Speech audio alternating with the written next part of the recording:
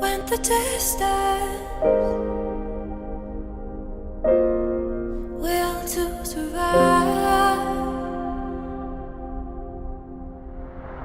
So many times you trade your passion for glory. Don't lose your grip, keep them alive.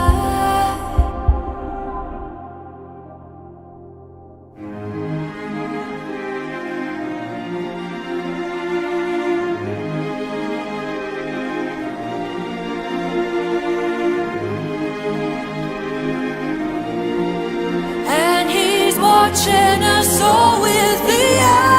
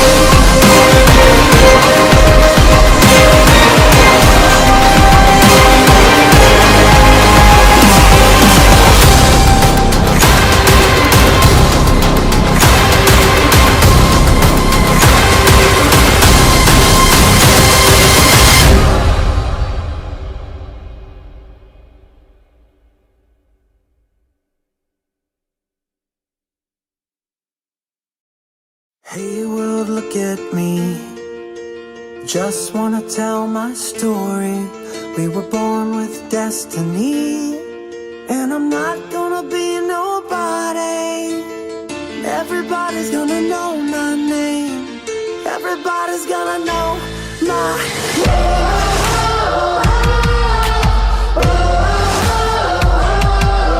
Sitting at the bottom of a well in hell, I don't know how to climb up to the surface. I'm so nervous thinking, how can I, what can I, will I ever do?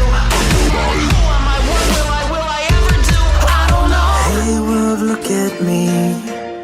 I just wanna tell my story. We were born with destiny, and I'm not gonna be nobody. And everybody's gonna know my name. Everybody's gonna know my name. You're gonna know my name. You're gonna know my name. You're gonna know my name. Waiting for the opportunity to knock me awake. I need a shock, I need a shot, I need a slap in the face. How can I, what can I, will I ever do? I'm somebody. Who am I, what will I ever do? Time to go. Hey world, look at me. I just wanna tell my story. We were born with destiny, and I'm not gonna be nobody. And everybody's gonna know my name. Everybody's gonna know my name. You're gonna know my name. You're gonna know my name.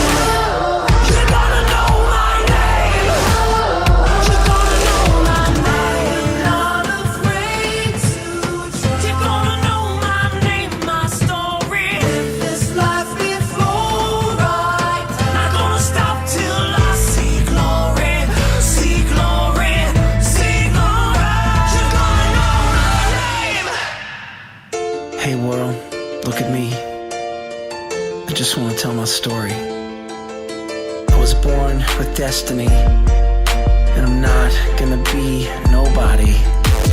Hey, well, look at me. I just wanna tell my story. I was born with destiny, and I just wanna be somebody. You wanna know my name? I'm not gonna stop till everybody knows. You wanna know my name? I'm not gonna stop till everybody knows. You wanna know my name? And everybody's gonna know my name. Everybody's gonna know my name. Everybody's gonna know my name. Everybody's gonna know my name.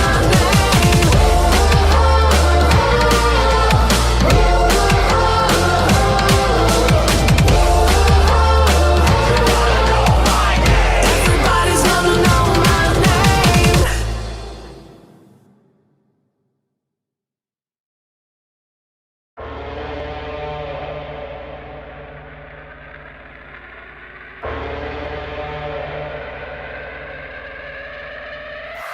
2,000 on thermometers, 2,000 surrounding us. Travel 2,000 kilometers to hang out with us. What's up, danger? What's up, danger? Hey, didn't know they doubted us. Makes it that more marvelous. Sign them up, cause ominous vibes and I get synonymous. What's up, danger? Hey, don't be a stranger. Cause I like high chances that I might lose.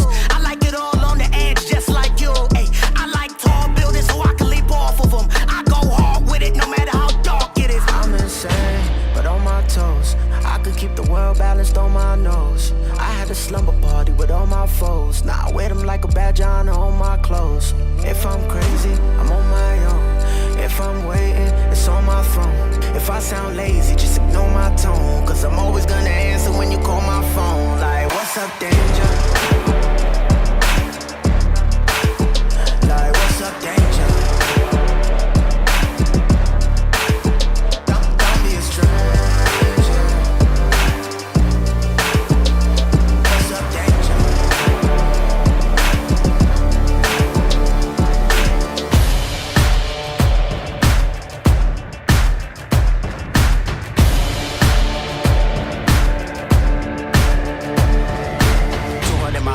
With a blindfold on. Mama always asking where did I go wrong. What's up, danger? What's up, danger? Travel 200 miles, I'm knocking at your door. And I don't really care if you ain't done wrong. Come on, what's up, danger? Don't be a stranger. I like it when trouble brews, I won't dare change. I like it when there's turbulence on my airplanes. I like it when I sense things that I can't see yet. Swimming with sharks when they ain't feed yet. Cause I like high chances that I might lose. I like it all on the edge, just like you. Ay, I like tall buildings so I can leap off of them.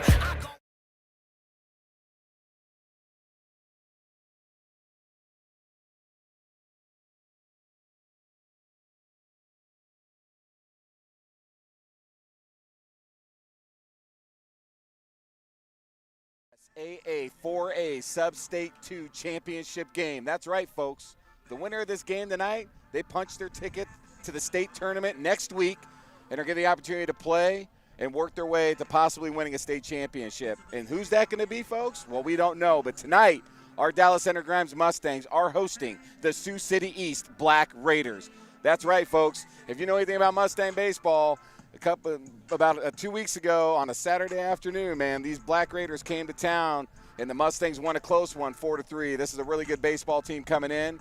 Just to give a little quick highlights here, they had to beat Valley in their opening round, and they did that 3-2. Then they played Ankeny on Monday, beat them 8-1 to get to this game tonight. The Mustangs last Friday beat Sioux City West 15-0, and they got a second round bye, and they're coming into tonight's game to face the Black Raiders. This is Brad Bailiff here with my partner in crime tonight. That's right, man, my brother, Matt Wasilowski. Matt, what's going on tonight, big dog?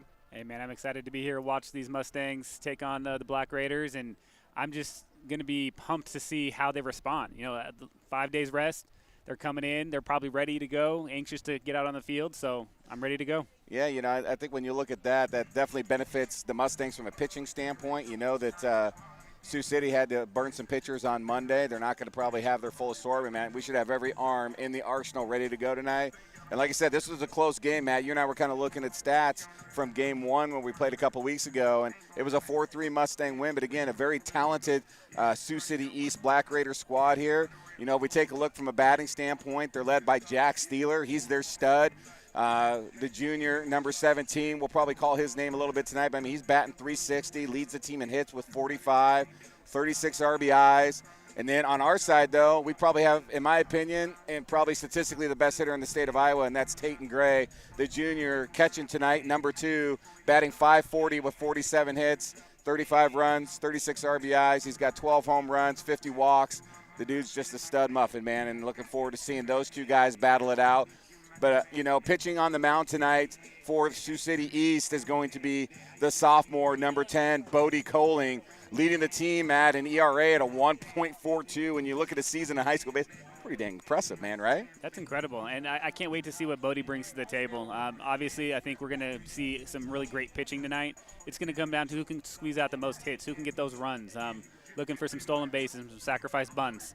It's going to be, I think, interesting to watch how creative these teams get when they're trying to move those guys across the base paths. Absolutely, and on the mound tonight for the Mustangs, no other than our ace this year, number 5, Keaton Fenn.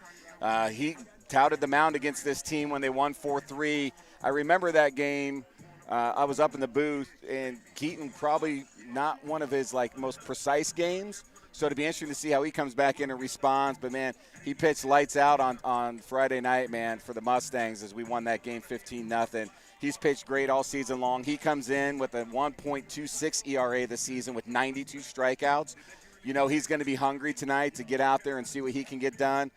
Man, Matt, this is going to be a fun matchup tonight. Both these teams, both rock-solid lineups, both with pitching staffs. It looks like they got some pitchers that can respond. It's going to be, I mean, it's all going to come down to which team can get hits tonight, Matt. That's what it's going to come down to. I'm really hoping that both pitchers are on because I love a pitching duel, and I'm hoping we get to see a little bit of that, and then we can really watch, again, how these teams are going to get these guys on base. You know, we really patient at the plate. We got a lot of walks this year, which I think is going to be to our benefit going into the game. So we're really just going to have to wait and see how it plays out. Yeah, no doubt. Hey, before we start the stream, man, I've got to give a huge shout-out to 515 sponsoring tonight's stream. They also sponsored our stream on Friday night. That's the only reason why Matt and I are here tonight, man, is because 515 was able to put it together. And then our man, the myth, right here to my left, the producer, the production man, Mike Bynum, able to get this stuff set up, man. He's got the camera angles ready to rock and roll. Very successful stream on Friday. Got a lot of good feedback, so looking forward to tonight. This is a big game, folks. You know, again, the winner of this game punches their ticket to play in Cedar Rapids next week to play for a possible state championship. So, man, it's all on the line, man. It's win or go home tonight, and I know both these teams are fired up, and they're both going to be looking forward to seeing what they can get done. So, all right, before we get going here and talk some more, let's talk a little bit about starting lineups. So let's start first with the visitors, the Sioux City East Black Raiders. Batting leadoff tonight, number 17, Jack Steeler. The number 2 hitter, number 2, Cal Jepson. Batting number 3, number 8, Logan Cherkas. Batting in the 4-hole and cleanup, number 9, Kason Claiborne. Batting 5th, number 10, Bodie Coling. Batting 6th, number 1, Quentin Ashcraft. Batting number 7, number 4, Chris Ford. Batting in the 8th spot, number 3, Carter Ginger. And batting 9th, number 5, Dane Milton. And they are not DHing for anybody, man. Their starting lineup's all hitting tonight. And for your Mustangs, baby, here we go, leading it off as it has been all season long. Number 4, the center fielder, Tate Perrin. Batting 2, the shortstop, number 1, Ty Mickelson. Batting in the 3-hole, number 2, the catching tonight, Tatum Gray. Batting cleanup tonight, number 15, your second baseman, Cross Bandy. Batting in the 5-hole, number 24, playing third base, Dane Mock. Batting in the 6th position, number 10, the first baseman, Eli Roop. Batting in the 7th spot tonight, your pitcher, number 5, Keaton Fenn. Batting 8th, playing right field tonight, number 3, Brady Smith. And batting 9th tonight, which in my opinion is just another leadoff hitter for us, is number 8, your left fielder, Logan Young. So, again, and they're not DHing for anybody either. Everybody is on the field tonight is going to be hitting. So both teams rocking that vision tonight. But, Matt, I look at both of these lineups. Both have a lot going on for them. You know, statistically, though, offensively, the Mustangs have a little bit of edge in some categories. Sioux City West has the edge in a couple of categories, or Sioux City East, sorry, has the edge in a couple categories. So, again, man, this should be a pretty even matchup tonight, Matt. It really is, and that's what you want to see, though. This part in the season, trying to punch your ticket to state, you want to see two teams that are coming out firing on all cylinders, and you just want a good showdown. And I think we're going to get that tonight. Yeah, no doubt, man. The Sioux City East Black Raiders coming with a record tonight of 26-13. Your Mustangs coming with a record of 34 wins and 3 losses. But at the end of the day, man, playoffs, record resets, and right now Sioux City East is 2-0, the Mustangs 1-0, and it's going to come down to this. So, it's really going to be a pitching duel matchup tonight. It's the team that you talked about it earlier. It's going to be who can get on base. Can you get hits? And then when you get runners on, what does that look like? Both these teams will bunt. They will move runners. And I think in high school baseball, especially at this level, you have to be able to do that. You got to be able to get creative because, if any of these teams are struggling hitting tonight, every base runner is going to be critical. So whether it's a walk, a hit, whatever that looks like, what are you going to be looking for, Matt, as you see runners get on? I'm going to be looking for the Black Raiders and how aggressive they are on the base paths. They stole quite a few more bases than the Mustangs did this year. They're not afraid to move their runners. And so I'm really going to key in on how our pitcher and catcher kind of keep an eye on those base runners, how to keep them close, and really looking to make sure that those throws come in low, they come in hard, to try to really eliminate the threat of that base runner. But hopefully, again, we're on top of it and just ready for it because the Black Raiders are going to try to move them across the path. Yeah, there's no doubt, man. You were just talking about that. I pulled that up. The Black Raiders had 116 stolen bases. We only stole 57. We weren't a team that really stole a lot of bases. We moved a lot of people over with sacrifice bunts, and we just had more hits in general when you take a look at it from that standpoint. I'm going to see if I can pull that up here. So if we look at overall hits, we had 325. They had 283, which is closer than you think, but that's a pretty decent spread when you look at overall hits. So, we hit the ball well this year, but it's really going to be that small ball approach and what that's going to look like. Every run tonight is going to be at a premium, especially with the pitchers that we have on the mound. So, yeah, Matt, it's going to be a lot of fun, man. The weather's beautiful out here. If you haven't been able to join us out here, there's a little bit of wind going from left to right. You can kind of see the flags blowing out there in the outfield. So a little bit of a breeze tonight. It feels good. It's not super hot. And I think that's going to be a big-time advantage when you take a look at these teams taking the field, not having to worry about the heat tonight. I definitely agree, and you got to look at that sun for it playing a little bit of a factor as well until it gets a little bit lower in the sky because playing right field, first base, second base, you got to just be careful. That glare is going to come in hard, so we'll see if that has any kind of effect on the players as well. Yeah, no doubt, man. It's going to definitely be an interesting one. If you haven't had a chance to come up here at all, and especially for those fans in Sioux City right now, first of all, thank you for tuning into the stream. You guys brought a really good representation. Always good to see the fans travel. So for those fans in Sioux City that decided to join us on stream, we're hoping to give you a good stream tonight. It's going to be fun to watch. For all the Mustangs fans joining us, welcome. Stream number 2 on the baseball season. It's pretty exciting, and it was nice for Butcher to reach out and see if we would take advantage of that. So they're getting ready to announce some starting lineups here, so we're going to be quiet, and then we will be back here shortly. Number 17, Jack Steeler. Batting second, the shortstop, number 2, Cal Jepson. Batting third, the catcher, number 8, Logan Churkus. You want to set this to you? Batting fourth, the third baseman, number 9, Kason Claiborne. Batting fifth, the pitcher, number 10, Bodie Collins. Batting sixth and playing right field, number 1, Quentin Ashcraft. Batting seventh, the center fielder, number 4, Chris Ford. Batting eighth and playing second base, number 3, Carter Ginger. Batting ninth, playing left field, number 5, Dane Milton. The Black Raiders are coached by Trevor Miller.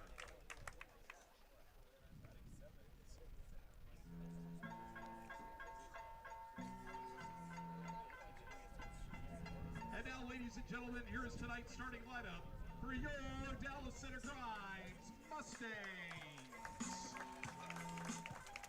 Leading off and playing center field, number 4, Tate Perrin. Batting second, the shortstop, number 1, Ty Mickelson. Batting third, the catcher, number 2, Tate Gray. Batting fourth, playing second base, number 15, Cross Vandy.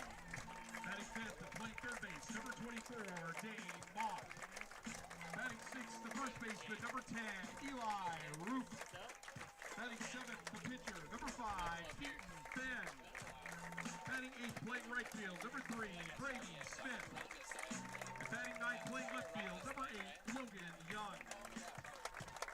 The Mustangs are coached by Coach Masterson.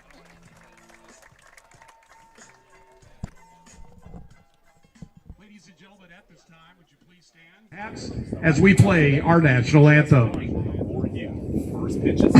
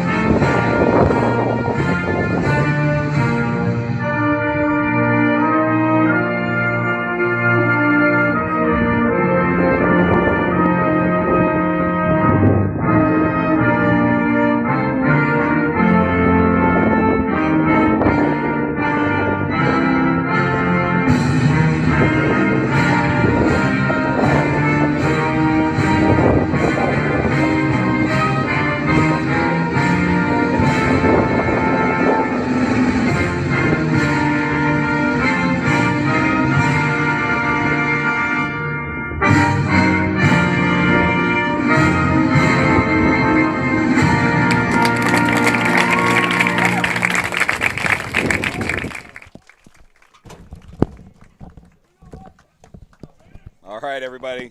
National Anthem's been played. I almost knocked the table over. It was awesome. No, it was not awesome at all, folks. Just telling you that right now, but it's all good. We are getting ready to get dialed in here, man. First pitch dialed in here at 7 o'clock. Fenn's on the mound. Going to get some warm-up pitches in here as Sioux City West gets ready to take their first cracks at Keaton Fenn, see what they can get done here.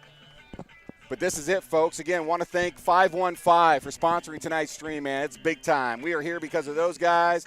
Gives us the opportunity to come and broadcast some baseball. It's only the second time this year. It's been a lot of fun, the 2 games we got to do. And, man, this one's going to be a doozy because the winner of this game is going to go to Cedar Rapids next week and play for an opportunity to play for play towards the state championship. So, you know, this is what it's all for, man. Both these teams have been working hard all season to get to this point. It's going to be interesting to see how they approach the game, what that's going to look like. But we got 2 mean pitchers on the mound tonight, Matt. Yeah, we do. I can't wait to see what we have right out of the gates. So Jack Steeler, their best hitter, going against our best pitcher, set the tone for the game. I'm excited to see that first pitch come across, man. It's going to be a fantastic game. Yeah, and like I said, for those that are just joining the stream, man, both these teams faced off a couple weeks ago. The Mustangs got a 4-3 win here at home, but it was a really good game. Again, both these teams have solid lineups. Both these teams have some pretty darn good pitching. The Mustangs will have an advantage in that category tonight, though, because all our arms are available tonight, Matt. You know, Sioux City had to play on Monday, so they already had to use some pitching. We're going to have all arms at our disposal tonight, so we're going to hope we won't need them, though. You know, we're going to hope Fenn is dialed in and he's ready to rock and roll. And here we go, folks. Jack Steeler stepping up to the plate here for Sioux City East. And Keaton Fenn getting ready to dial in the first pitch of the game tonight. Here we go.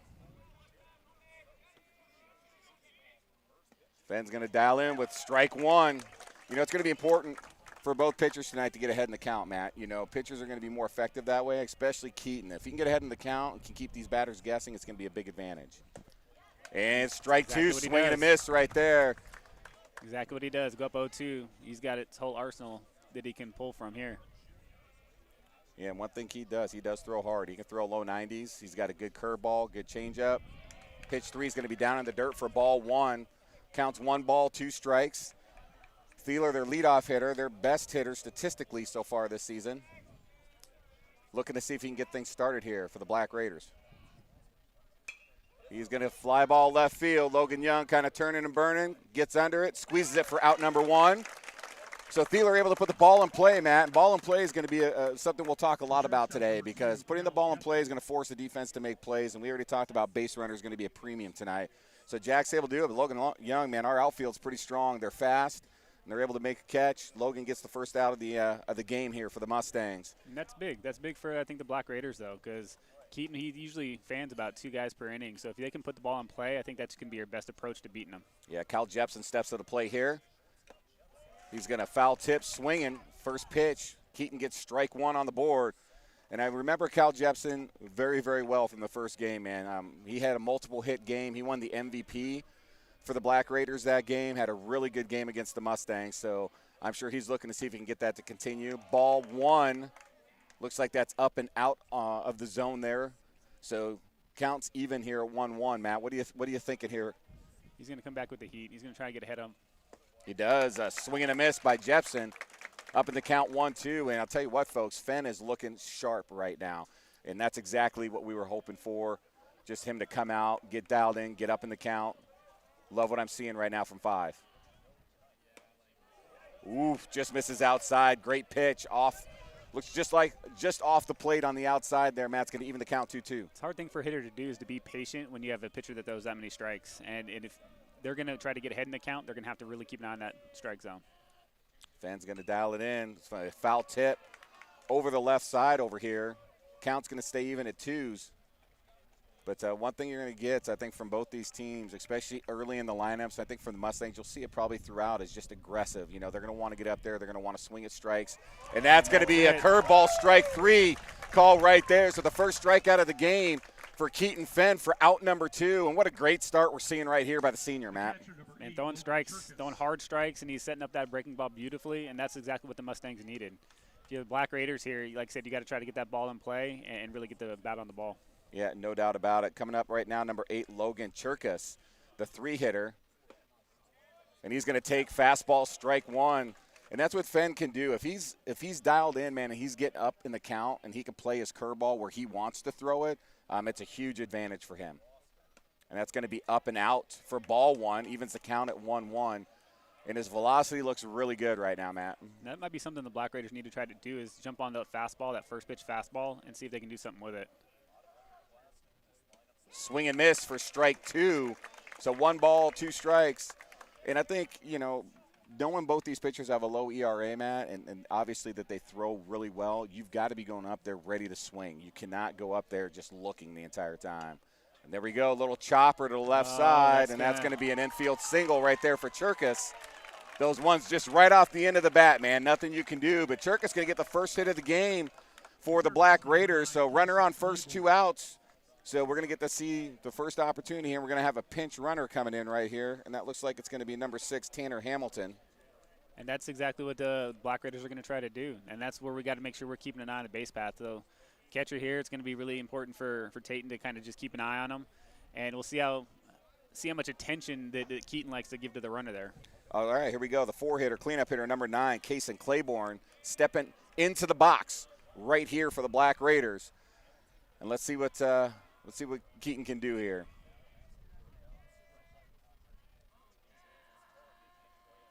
Deals. He's going to be down in the zone for ball 1. It's a nice stop, though. Yeah, really nice stop by Tatum right there. You're right, Matt. Keep everything out in front. Can't let them get to the backstop. And the one thing with Keat is he's confident enough in his stuff, you know, and this time he didn't get ahead of the runner. He's just really got to stay cognizant. He's going to keep an eye. Sioux City does like to steal bases. Quick throw over, runner back.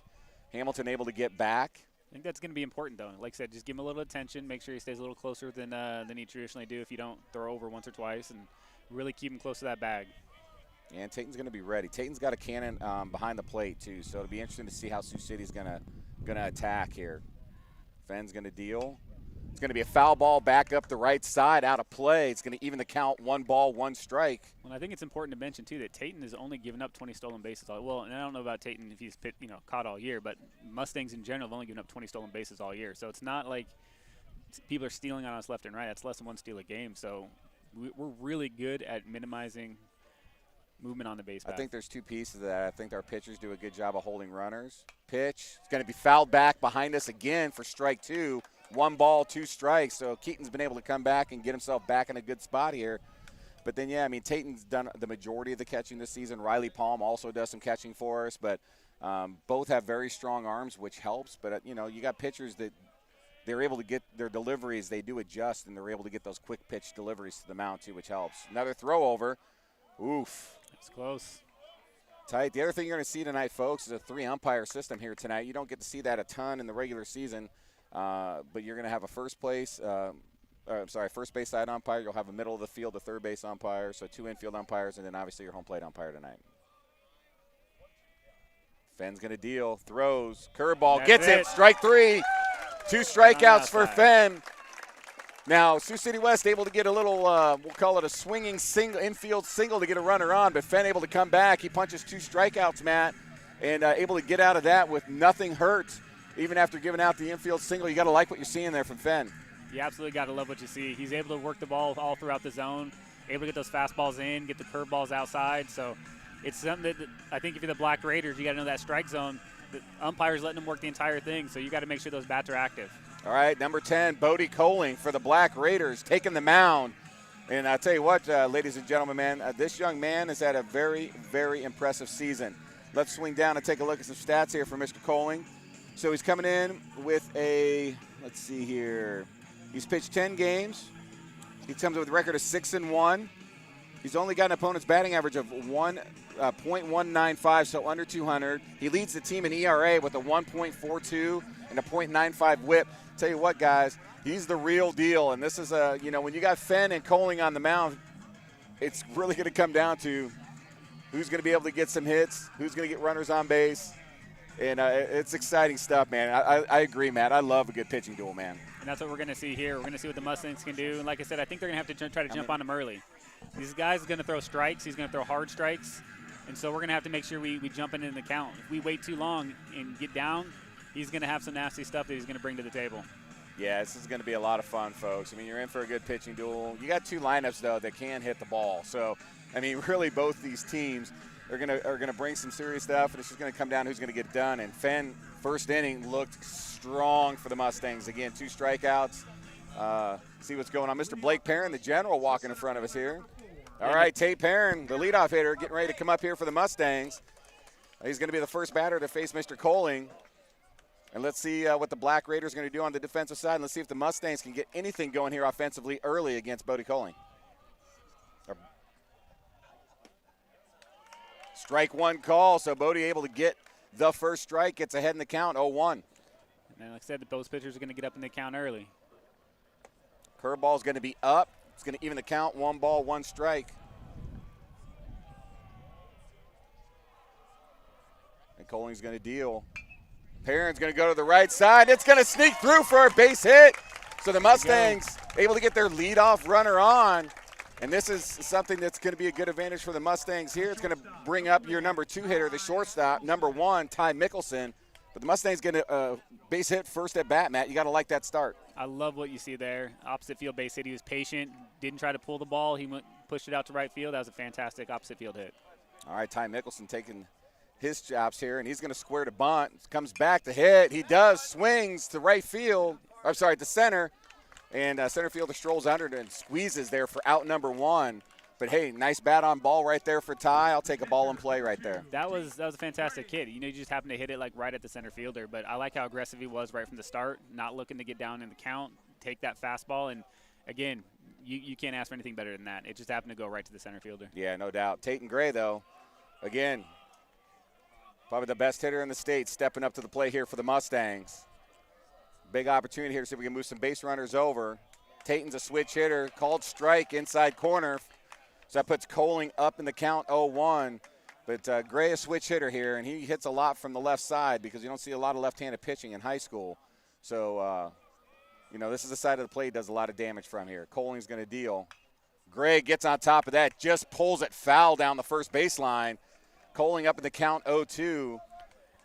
And now this is where you get to see what Tate Gray doesn't strike out a lot, man. We were looking at that. He's got like 12 strikeouts. Yeah, he doesn't strike out a lot. He's a really patient hitter. He's got a great eye. He knows his zone, man, and yes, he will foul the ball off a lot. Let's see what he does here. Coling's going to be up for ball 1. So 1 ball, 2 strikes. The nice thing with Coling here, man, is he's got some pitchers he can just kind of work and deal with. He knows what kind of hitter Gray is. I know that. You can't not come in and face the Mustangs and know about number 2. So he's got some pitchers he can work with. He's going to do his best not to throw out anything out over the plate that he can get a hold of. Pitch is going to be down and in for ball 2. That evens the count. That was close. But what I've noticed, a lot of these left-handed hitters, man, they're up on the plate. Like he's literally as close to the plate as he can get. They're really kind of just making the pitchers a little uncomfortable trying to throw in. And I think it's going to have an effect as the game wears on. All right, Coling delivers. And that's going to be down and in for ball 3. So 0-2 count to start, and then 3 straight balls. We have a full count here for Tate Gray, and this is what he's done all season long, Matt. He's a patient hitter. He doesn't chase anything out of the strike zone. He knows where it's at, and this is what he does. He gets himself back in the count. Coling's delivered. Foul tips to the back. Tate Perrin was running on that pitch as well, looking to see if they can get a little hit and run. And fouls it back, keeps the count full. Perrin's going to jog his way back to first over there. Yeah, I'll be curious to see if he's in motion again. Pitcher might think twice about maybe pitching straight down and have a throw over. Let's see what Coling's going to do. He's going to come set. Doesn't give much of a look, a little one. He's going to go, and that's down and in for ball 4. So Gray works a walk. So you got runners on first and second with 1 out, and a dangerous hitter coming up again, and that's Cross Bandy. Cross Bandy hasn't hit it out of the park this year yet, but he's definitely going to put the ball in play. Doesn't strike out a lot either. He comes in hitting .405 for the season. Second RBI leader right now on the team, and he's just a really good hitter. He's going to put the ball in play. He doesn't strike out a lot either. I think he's got 5 on the season. Yeah, he definitely knows where his strike zone at. He's a patient hitter. He's going to take strike 1 on the outside corner. Man, that was one I thought that Fenn had in the first inning, and he gets the call there for strike 1. So Coling, though, getting himself up in the count, which you're going to hear us talk a lot about tonight. It's going to be super important for these pitchers. All right, first and second again here. Bandy at the plate for the Mustangs. Coling deals, and he's going to get strike 2 called outside corner. Cross pulls out, and he's like, all right, let's see what kind of adjustments that 1-5 is going to make here at the plate. Down 0-2, he's going to have to just shorten that stance and just put the bat on the ball and here. He is in the front part of that box on the line.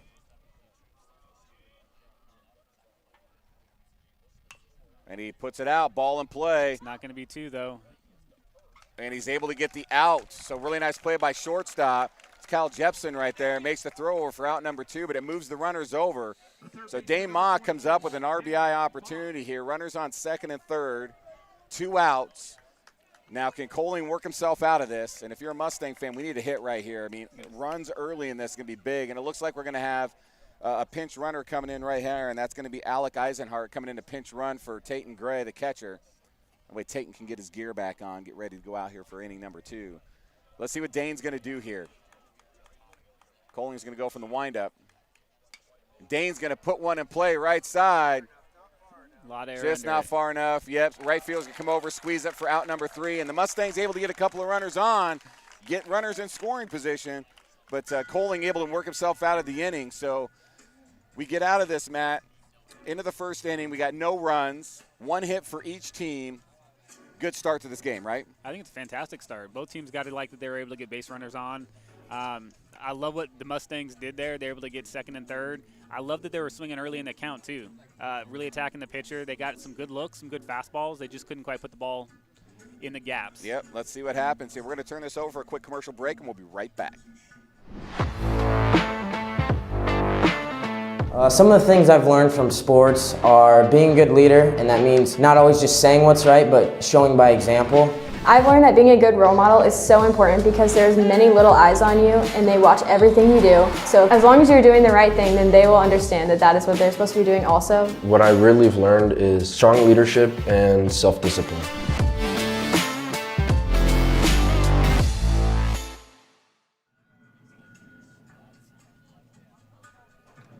All right, everybody, now we get to see what Sioux City East is going to do here at the top of the second inning. The Black Raiders are going to start with their leadoff hitter coming up in the second inning, and that's the pitcher, number 10, Bodie Coling, and see if he can give himself a little help here, as he's going to lead off the second inning here for the Black Raiders.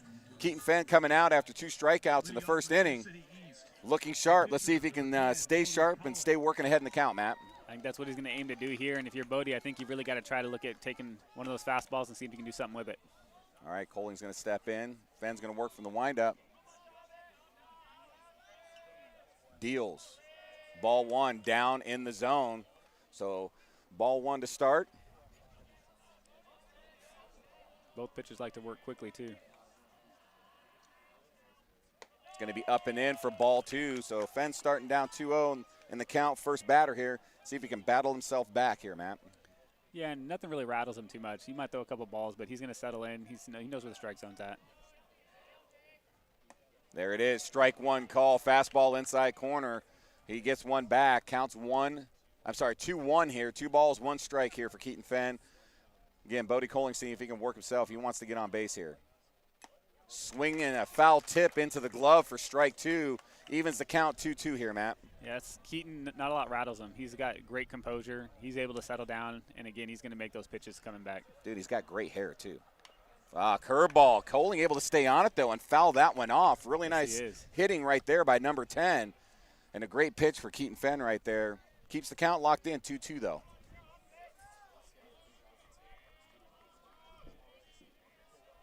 Fenn deals.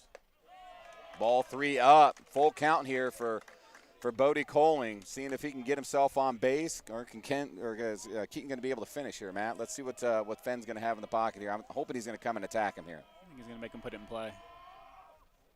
Fastball, swing and a miss for strike 3. Third strikeout of the game for Keaton Fenn. Really good at bat by Bodie Coling, but Fenn just a little much on that fastball there for strike 3, Matt. Well, Keaton, he's got incredible stuff. He can strike out just about anybody, that comes to the plate, but he also knows he's got an incredible defense behind him. So when it comes to push to shove, he's going to put that ball over the plate, and he's going to, put the pressure on the batter to put it in play. All right, the number 6 hitter, number 1, Quentin Ashcraft up, is going to take ball 1 up and out of the zone. So Fenn's second batter in a row. He's starting behind with a ball here. Let's see if he can get himself back in. He's getting some pitches elevated. That one's going to be down. Counts 2-0. So, again, Fenn down 2-0 to the first 2 batters. He worked himself back in, though, for the last at-bat. Let's see if he's going to do the same thing here. Ashcraft, he's got to be ready to look here. Oh, ball 3. So 3-0 count here for Fenn. Ashcraft saying, hey, man, if I can just get on base right here, this could be big. So he's looking to do, and again, the Black Raiders, they love to put people on and really kind of muddy up that base path. Fenn's going to be ball 4 out in a row, so a 4-pitch walk for Keaton Fenn puts the Black Raiders with their first base runner of the second inning, Quentin Ashcraft on first base. What you don't want to see there is 4 straight balls. Had a tough time. He's getting a lot of those elevated, too. Settle down a little bit, get that ball back into the strike zone, and I think he will. All right, coming up for the Black Raiders, number 4, Chris Ford stepping into the box here. 1 out, runner on first for the Black Raiders. Ford's going to take first pitch, strike 1, outside corner. Great pitch for Fenn. Way to get himself right back in there, Matt. Exactly what you want to see. That's exactly what you want to see. And again, Keaton, he's pitched long enough. He's a good enough pitcher that not a lot's going to rattle him. Yeah, look at him trying to edge out just a little bit more over there. I think Fenn might throw over here. Nope, he's going to deal. Oh, but that's one thing that they will do, man. Taten's not afraid to throw down to first. They picked off many runners this season doing that, so Sioux City's going to have to pay attention. Now, the good thing is they played us once before, so they know Taten will throw down. So they're going to know they can't squeak too far over, otherwise they're going to get in trouble. Just going to take discipline on base path. You can take that big lead, but make sure you get back if you're not going to go. Here we go. Foul tip back here. It's going to be for strike 2. Yeah, heading the count now. 1 ball, 2 strikes. This is what you want to see Keaton doing, too. This is what he's been doing all game. He just had a couple batteries fell behind in, but we expect him to settle down, and he is. Yeah, Ashcraft stole 10 bases right here, though, this season. So he's not afraid to run. It's whether he's going to or not here. 1-2 count for Fenn. He's coming. He's going to get a swing and a miss. And the batter will be out as we have a runner on first base, so drop third strike. Doesn't matter. He doesn't have to throw down. It'll be strike 3. So 4th strikeout right here for Fenn, Matt. 2nd out of the inning. And that's going to bring to the plate number 3, Carter Ginger for the Black Raiders, to see if he can get Ashcraft and move him over here. I wonder if that sun's having any kind of impact on whether they're running or not, too. That's got to be tough looking over. Yeah, Fenn's going to deal here. Strike 1. Man, that thing was right down Broadway, baby. That's what the Black Raiders need to do, though. They see that pitch. They got to do something with it. Yeah, and I think you're going to have to see that from both sides, you know. That's something that's going to be super important both ways. All right, Fenn looking over. Again, Ashcraft just kind of working himself over. He's got a really good lead over there. I'm surprised Fenn has not moved that over. Doesn't get the call on the outside corner to be ball 1, so evens the count at 1-1. That was a good eye. That was close.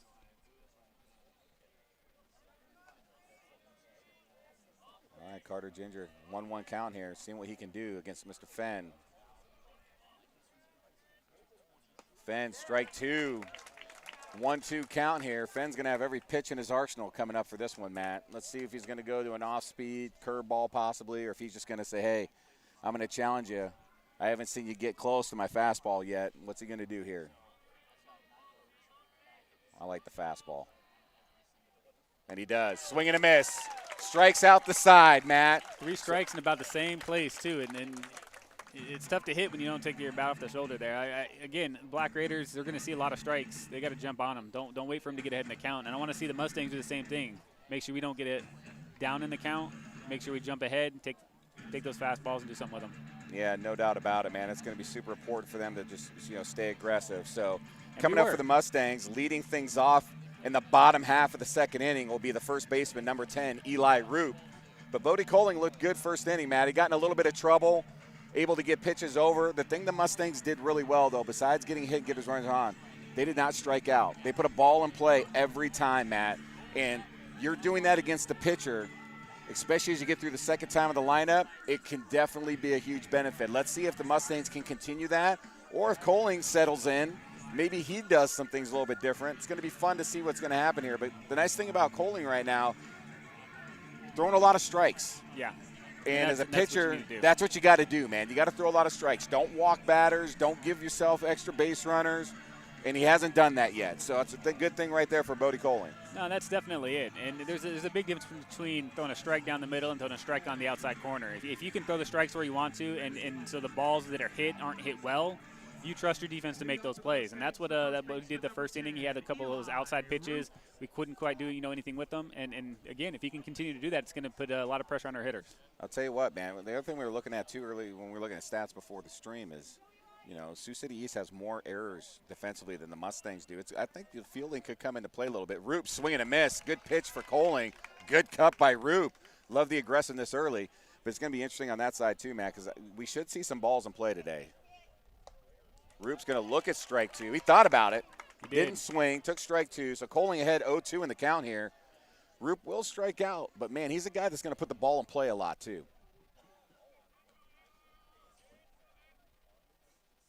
And that one's going to be up for ball 1. I'll tell you what, man, all these hitters right now, first at bat, they're all going to have those little butterflies. They're antsy. They want to get up there. You know what I mean? Sometimes it takes a couple pitches to kind of get settled in, And he's going to get the call outside corner, strike 3 call. So first strikeout for Coling. He gets it right there. Yeah, yep. He's called a few strikes out there, so I think the hitter's got to be aware of that and know that that's where the strike zone's going to be at. He's not afraid to call a strike on that outside corner. Hey, and if he's going to call it for both ways, that's all that matters to me at the end of the day. That's all that matters. Fenn's going to step in, and his first pitch is going to foul it back here for strike 1. Keaton's another one, man. He swings, and he swings hard, man. He is not afraid to put the ball in play, and he will strike out as well. But I'll tell you what, he gets his bat on the ball, it's going to go somewhere. Swing and a miss for strike 2. So Coling throwing strikes early, man. Looks like he's kind of settling in a little bit here. But I love the Mustangs staying aggressive, though, too. They're not necessarily looking at these. They're going after it, Matt. Absolutely. And that one's going to be down and in the dirt for ball 1.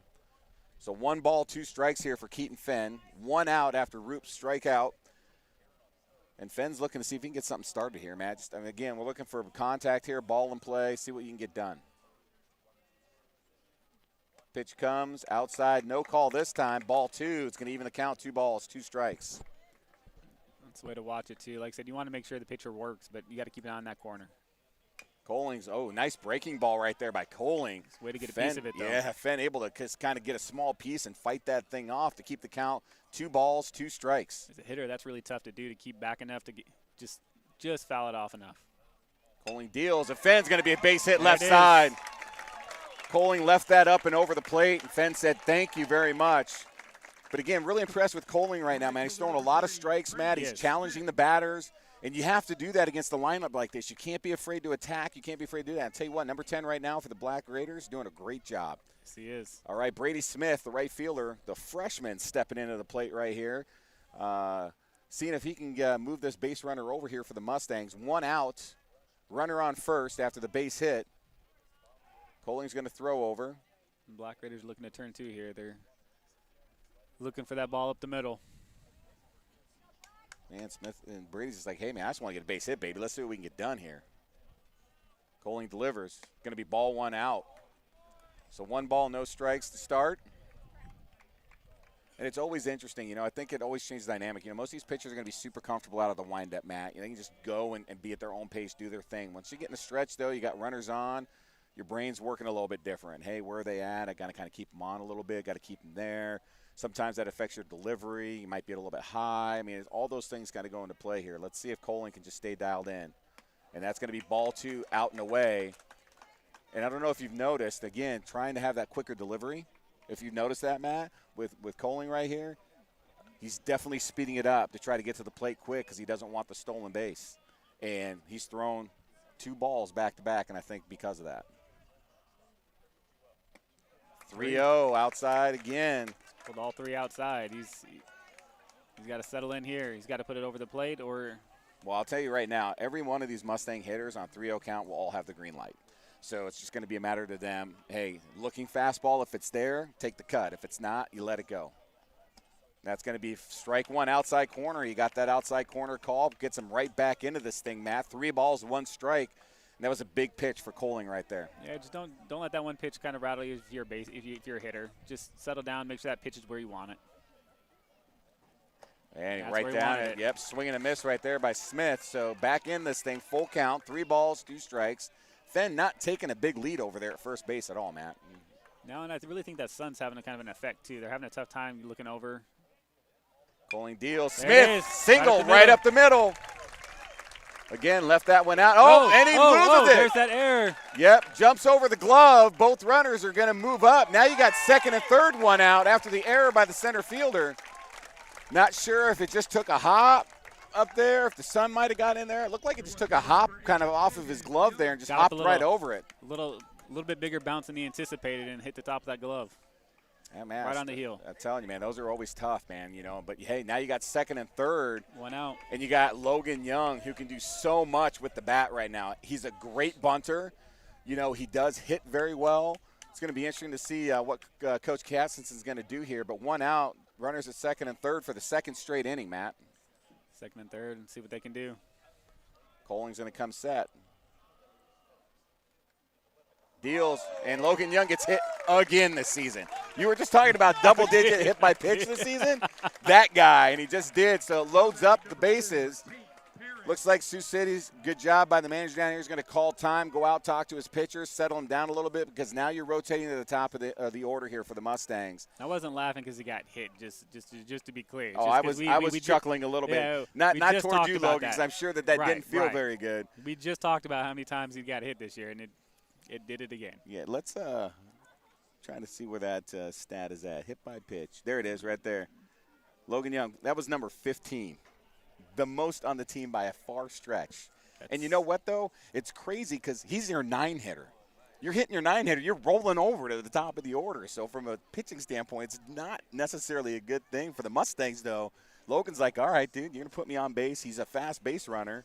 And then you go to the top of the lineup. I got Tate Perrin coming up. Yeah, let's see what he can do here. So bases loaded, folks. 1 out. Coling just hit Logan Young to load the bases. Really nice mound visit right here by Sioux City East. Yeah, because get in, settle his team down. 100%, dude. I mean, Coling's pitching well today, and he's throwing a lot of strikes. He's doing good stuff. So really nice job right there by the manager saying, hey, let me go settle him down a little bit. Just say, hey, get back to throwing strikes and do your thing here. So let's see what Coling's going to do. Pitch number 1. Curveball is going to get the strike call. 0-1 start here for Coling. Nice job coming out of the timeout. You're the Black Raiders, you're thinking here, too. It's like we only 1 pitch and we can get out of this inning. 100%. If you're the Mustangs, 1 pitch, you can be up 2-0. So it's, 2 sides of the coin. And there it goes. It's going to be a chopper. He's going to get the runner over at first. But that's an RBI for Tate Perrin for the Mustangs. Score first with the little chopper right there infield by Tate Perrin. Ball in play, though, gets you a run, and that's a big run right there. It's the first one of the game. Brings up Ty Mickelson, who lined out to deep center field his first time up. Ty here has an opportunity to see if he can add to this lead, though, Matt. And that's what he's going to look to do. And honestly, it doesn't matter how you get the run across, you get the run across. Yeah, no kidding. Nice job, though, by Coling just settling in to get an out right there. Nice swing and miss right there by Ty Mickelson. And he was going after that. He's like, dude, and that's what you want to see again, Matt, staying aggressive. That's exactly what you want to do. You can't put the ball in play if you don't swing the bat. Coling deals. Going to get a swing and a miss on that outside corner. That's what happens when you're getting those outside calls. It is. Now the batter's got to think about Extend that. the strike zone a little bit on the outside corner. Swinging at pitches that you're not quite comfortable swinging at, but he's going to call it a strike. Yeah, good pitch by Coling there. It puts Mickelson in the hole 0-2. Let's see if he can battle himself out here. And that's going to be up in the zone. Up a little bit. Ooh, man, I tell you, that's tough to hit. It's a good eye. Discipline at the plate to take that pitch is nuts. So it's going to be 1 ball, 2 strikes here after that pitch. Coling's going to come up and deal here.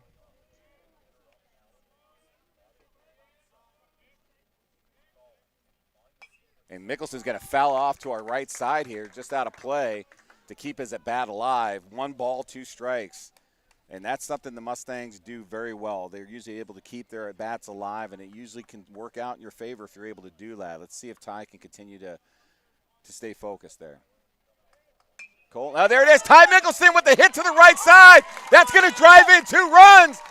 Mickelson's going to hold up with the single, but that's a 2 RBI single by Ty Mickelson with 2 outs to put the Mustangs up now 3-0. What a big hit by number 1 there. That was an incredible piece of hitting. To take that outside pitch and push it out to right field, that is an incredibly hard thing to do as a right-handed hitter, and, man, he did it perfectly. That was a beautiful hit. That was an absolute great piece of hitting by Ty Mickelson, and that's just plate discipline up there, right? It is. And he was able to work that to the advantage, and now the Mustangs up 3-0. Tatum Gray walked his first at bat. He's going to come up with the runner on first here, see if he can maybe extend this inning for the Mustangs. But he's 1-2, man. 1 swing of the bat, and it could be 2 runs. Nice inside strike call right there by Coling, though. And you were talking about that. To get that call on Tatum's tough because I don't know if anybody crowds the plate like he does right now. So to get that inside call is big right there for Coling. It's a pitcher. That's a hard place to put it. He leaves it out and up, and Gray gets over that. Oh, man. Does he get enough? Hey. He does! Tatum Gray with a 2-run home run. Boom! Shakalaka! You can't leave the ball up and over like that. Oh, man. His 13th home run of the season drives in 2 more runs, and the Mustangs are going to put a 5 spot up in the bottom of the 2nd inning. What a blast by number 2. And just like that, Matt, the Mustangs doing what they've done all year long, getting on base, getting key hits in key situations, putting pressure on the pitchers. And again, not that Coling's not doing a good job. He's throwing strikes, but, yeah, man, leaving out pitches like that in the zone is tough to do against hitters like Tatum Gray. We talked about errors being a factor in the game. That error in center field. Could be a big one right there. Cross Bandy up for the Mustangs right here. He's going to foul back the first pitch for strike number 1, and he's looking to see if he can extend the inning just with a base hit. He's going to get strike 2 call inside corner. Man, Coley's done a really good job with that inside pitch on left-handed hitters. Cross down 0-2, and he's going to foul off a pitch to the left side. That's one thing Cross does, man. I'll tell you what, as a pitcher, that's seriously a frustrating thing because Cross doesn't strike out a lot, and he will get down on the count 0-2 a lot, and he just figures out a way to work it. And then, he'll put the ball in play and things like that as well, which is big. But he's just not an easy out. There he goes again, fouls it off to the left side. And he gets to this point, him and Tatum are probably 2 on the team the most that know their strike zone. They know where they need to swing to keep themselves in an at-bat. And there he goes, chopper, foul ball. Yep. Bounced off himself before it went fair. Yeah. Looks like he's okay, though. Yep. Sometimes you get those off the wrong spot, like off the foot. It can be painful, but it looks like it's okay for Cross right here. Keeps himself in it, though. Again, no balls, 2 strikes. Coling looking to see if he can get out of the inning here with the strikeout. Fouls it again. I mean, just look what he's doing up there, man. Just ball after ball after ball. Just taxing the pitcher, taxing him, making him work even harder. Coling's going to have to come up with something here to see if he can maybe fool Bandy or just get him to put a ball in play. Cross, base hit left side. He goes the opposite way. Cross is going to turn and look, and he's going to have a single to the left field side. Wow, we've had 2 batters come up, both hitting opposite side with big hits. You got to love that. That was just an incredible piece of hitting. Like you said, he kept fouling it off till he finally found the pitch that he wanted to hit. and he did an incredible job just putting that right on the opposite side of the field. So that's Cross, something the Mustangs do really well. Yeah, Cross keeps the inning going right here for the Mustangs. Brings up Dane Mock. All right, here we go. Colwing's going to deal, and that pitch is going to be just a little off the outside plate there for ball 1. That was close. He's been calling those pretty consistently out there. All right, Dane Mock. See what you do. Look at that leadoff by Bandy over there. And he's going to be right up the middle. Jepson with a great play. Can't get there because Bandy had a huge lead. He did. But I'll tell you what, Cal Jepson, that was a phenomenal play, knocking the ball down, because that's typically a single, and he was able to get that thing there and knock it down, keeping the runner from moving to third base. He did. Big play right there by Cal Jepson for the Black Raiders. He couldn't quite get that out of his glove, but he did save that runner from getting to third. And it looks like the Black Raiders are going to call time, and a pitching change is going to be made here. Let's see if I can get a number here. Oh, let's see here. I think that might be number 16, Frankie Stews. Didn't quite get a good jersey number there. Let's see what we're going to do. But, hey, Bodie Coling, man, he threw a lot of strikes. He pitched well, but the Mustangs just able to generate hits. I'm going to tip my hat to Bodie Coling on a great season. Absolutely. Young man did a great job for the Black Raiders this season. Really nice job, but unfortunately just not his night tonight as the Mustangs were able to get 5 on him here in the bottom half of the second inning. And the big thing is just putting hits together. It's a hard thing for a pitcher to overcome is when you just keep putting hits together. I'm really trying hard to get a number there.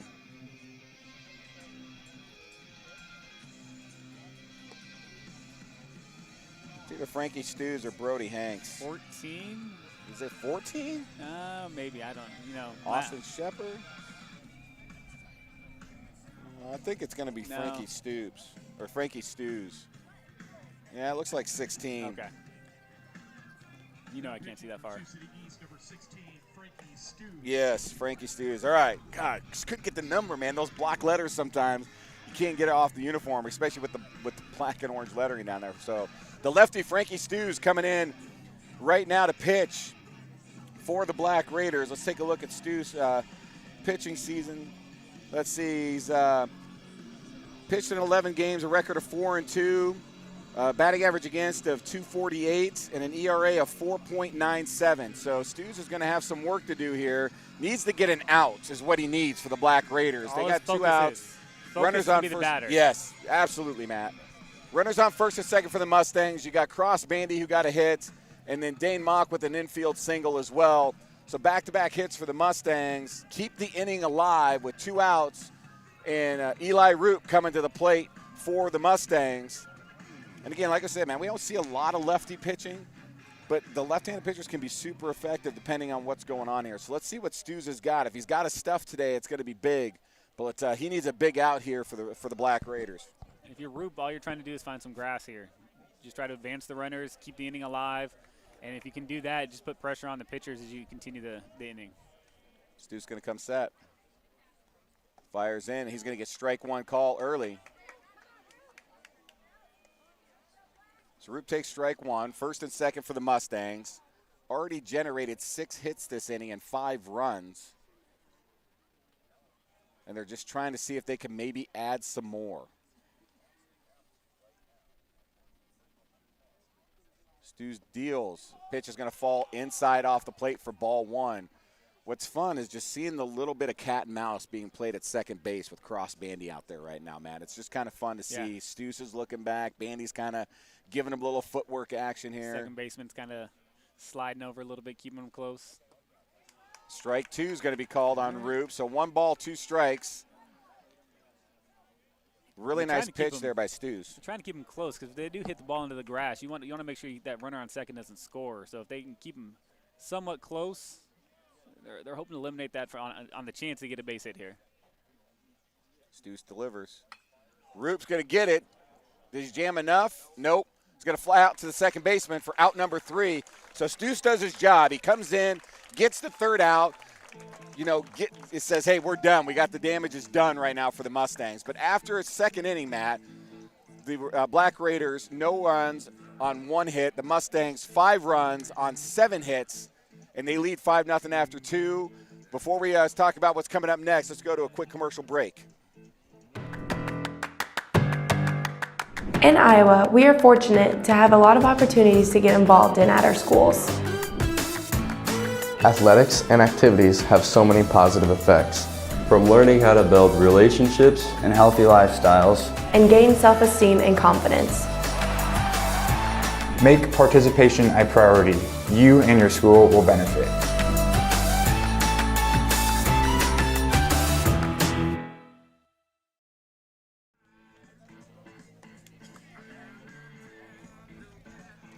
All right, folks, we are back off the commercial break. Again, Mustangs up 5-0 after a big 5-run second inning. Keaton got to sit a little bit, though, so it's always interesting to see when you get a big inning. It's great from an offensive standpoint, but your pitcher has to sit a little bit. He's got 5 strikeouts going into the top half of the third inning here. He's pitching really, really well. Now he's got to be able to come out and maintain. It's going to be one of those deals here. Coming up is the number 9 hitter will be leading things off here for the Black Raiders, number 5, Dane Milton. So Black Raiders really need to work and see if they can get up here. And right now, all Keaton Fenn's thinking is, I got 5 runs that inning. So now he can kind of just like get dialed in and zoned in. Let's see if he can keep his hot stuff going here, Matt. Fenn deals. It's going to be an infield fly up to the pitcher. Fenn's calling it, and he squeezes it for out number 1. Nothing better than a one-pitch out to start, right? And you take care of it yourself, too. Keaton's like, I got this, guys. All right, now for the Black Raiders, this is big. Now you roll to the top part of the order. You got your best hitter up right now, number 17, Jack Steeler.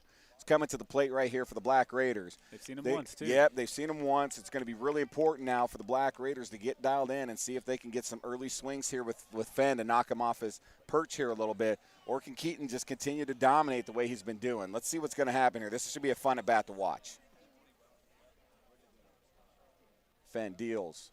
Strike 1 call outside corner. Great pitch. What a start right there by Keaton. Incredible start. Like I said, when you get that outside strike, it's going to make the hitter think twice about watching that go by. Fenn deals. Going to be down and in for ball 1. Good take right there by Jack Steeler. I like the idea of a pitcher going out, then coming right back in, trying to move the eye level. Ooh, fouls off his leg foot there.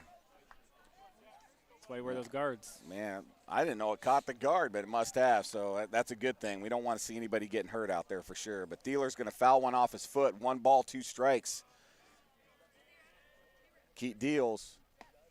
Strike 3 called outside corner. Strikeout number 6 for Keaton Fenn, and he is just mowing them down right now, Matt. He's feeling it. Outside those 2 batters of the last inning, which he was able to come back and fight back with, man, he's just throwing strike after strike after strike. And the only hit was that off the end of the bat, which there's nothing you can do about that. Nothing kind of hit. Yep. But Cal Jepson's up. Got a couple hits off Fenn earlier in the season. Let's see if he can do anything here. Swing and a miss for strike 1. Outside strike. Like I said, when I'm calling it, those guys got to swing at it.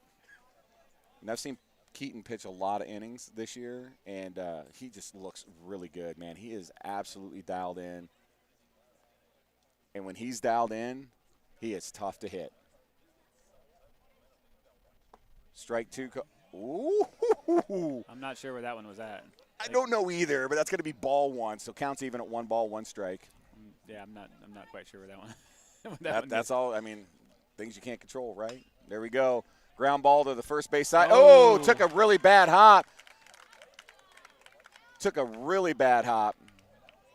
And all I'm going to say to Eli Roop on that one is maybe don't go take a step back, see if you can charge and get up on that ball, because anytime you do that, you're always taking into account there could be one.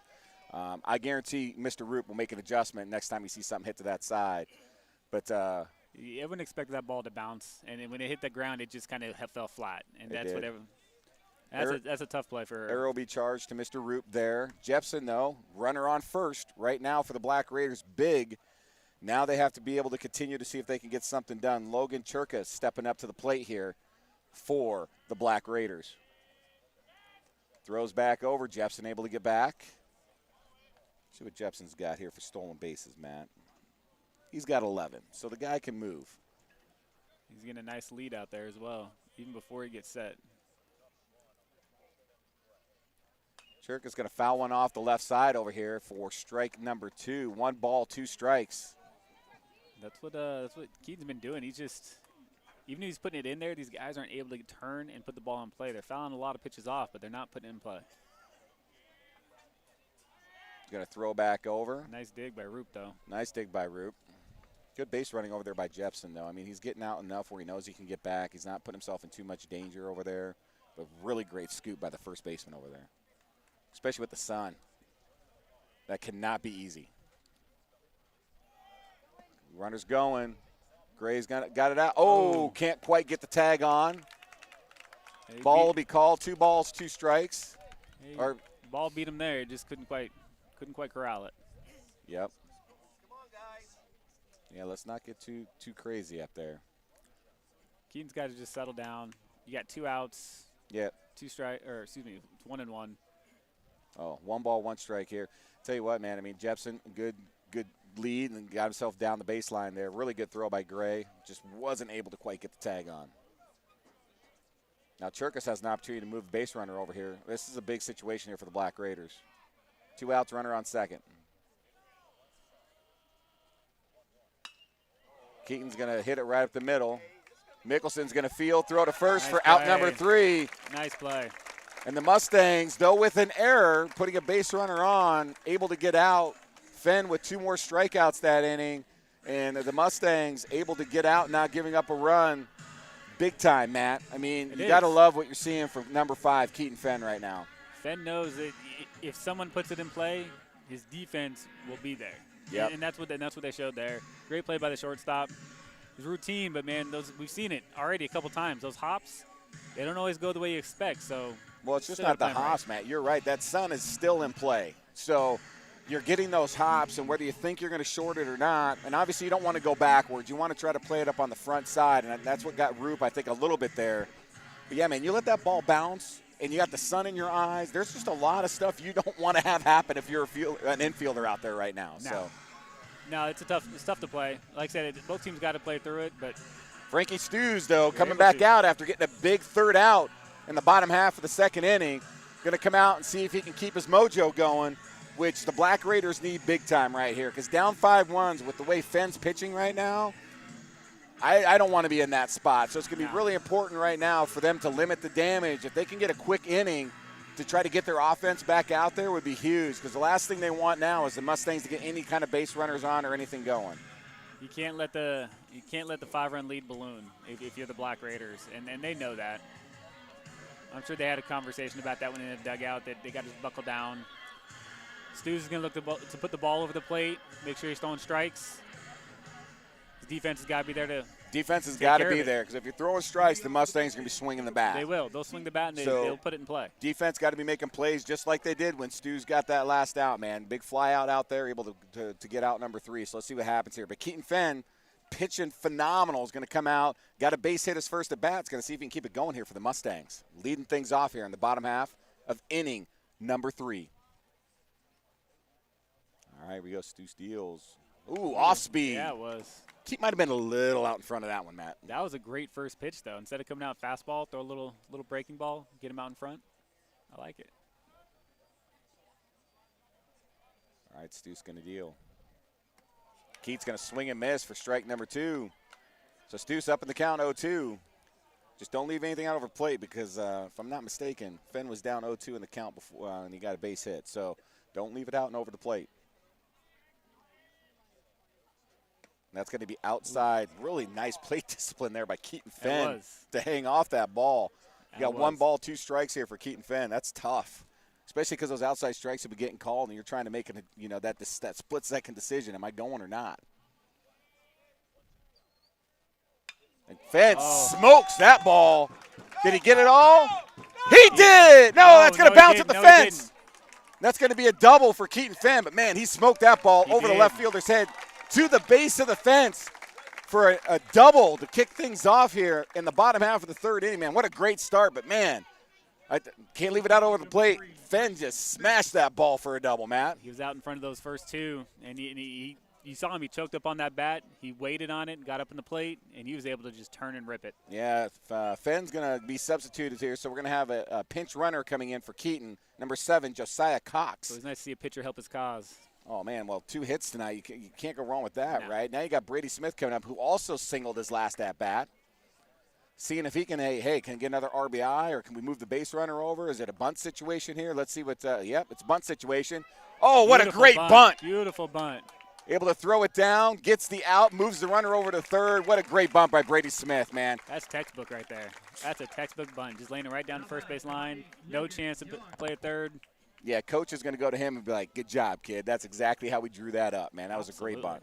All right, Logan Young, who was hit by pitch for the 15th time this season, his last at bat, is going to come up to the plate. 1 out after the bunt, sacrifice bunt. Has an opportunity for an RBI here. Let's see what Logan's going to do. Infield in, because they're going to try to take that away. So yes, they are. Stoops deals. Young right up. Oh, right at Stoops. What a great play by Stoops. That was a great play by the pitcher. For out number 2, just to able to snag that down right there. Absolutely phenomenal play by Frankie Stoops. If he had jumbled out at all, if he'd gotten through it all, we were going to score a run. So that was a great play just to get that glove down. And those are plays you got to make, right? I mean, that gets through him 100%. That's a single and a run scored. So really nice play right there. Tate Perrin, leadoff hitter, now up with 2 outs. Runner on third. Takes strike 1 right down the pipe. See what Tate's going to do here. Tate's, man, just a dangerous hitter, has been all year, able to get key hits in key situations. And this is another one, man. Runner on third with 2 outs. A hit here is big to drive in another run for the Mustangs. Perrin, ground ball off Stoops' glove, though. And that's going to be an infield single and an RBI for Tate Perrin. I don't care how you do it. No. You just got to get it done. And that will count as a single and an RBI for Mr. Perrin. That's his second RBI today for Mr. Tate Perrin. And, you know, as a pitcher, you always try to make that play. And as a shortstop, you're like, man, if you just let that ball go. And it's reaction. You know, as a pitcher, you're gonna reach out and try to make it. Yeah, I mean, he got the last one, right? Yeah. That one just off the end of his glove. Ty Mickelson coming up, the number 2 hitter, though. Runner on first after Tate Perrin able to drive in the 6th run of the game. Ty's going to foul one off for strike number 1. That's a little bit of a speed difference between these two pitchers, too. Stu's not quite throwing it as hard, and you're seeing these Mustangs just out in front of the ball. Yeah, he's kind of got that sweeping. I don't know if it's a slider, curveball. He's got a sweeping. Could be a changeup, too, depending on what he's throwing off that, but definitely at a different speed level, Matt. You're 100% right. Mickelson's going to get under that one. Coming over. Are they talking? Sun got there. Right fielder able to make a great play to scoop that one up for out number 3. But not before Tate Perrin comes up with a big RBI single for another run for the Mustangs. So after 3, no runs, 1 hit for the Black Raiders. 6 runs, 9 hits, 1 error is the line for the Mustangs. And we're going to take a quick commercial break.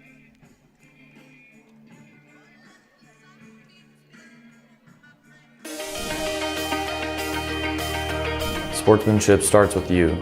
Good sportsmanship means showing respect to student athletes, coaches, officials, and those around you. Good sportsmanship is about character, accountability, and setting a positive example in and out of competition. Before the game starts, remember, sportsmanship starts with you.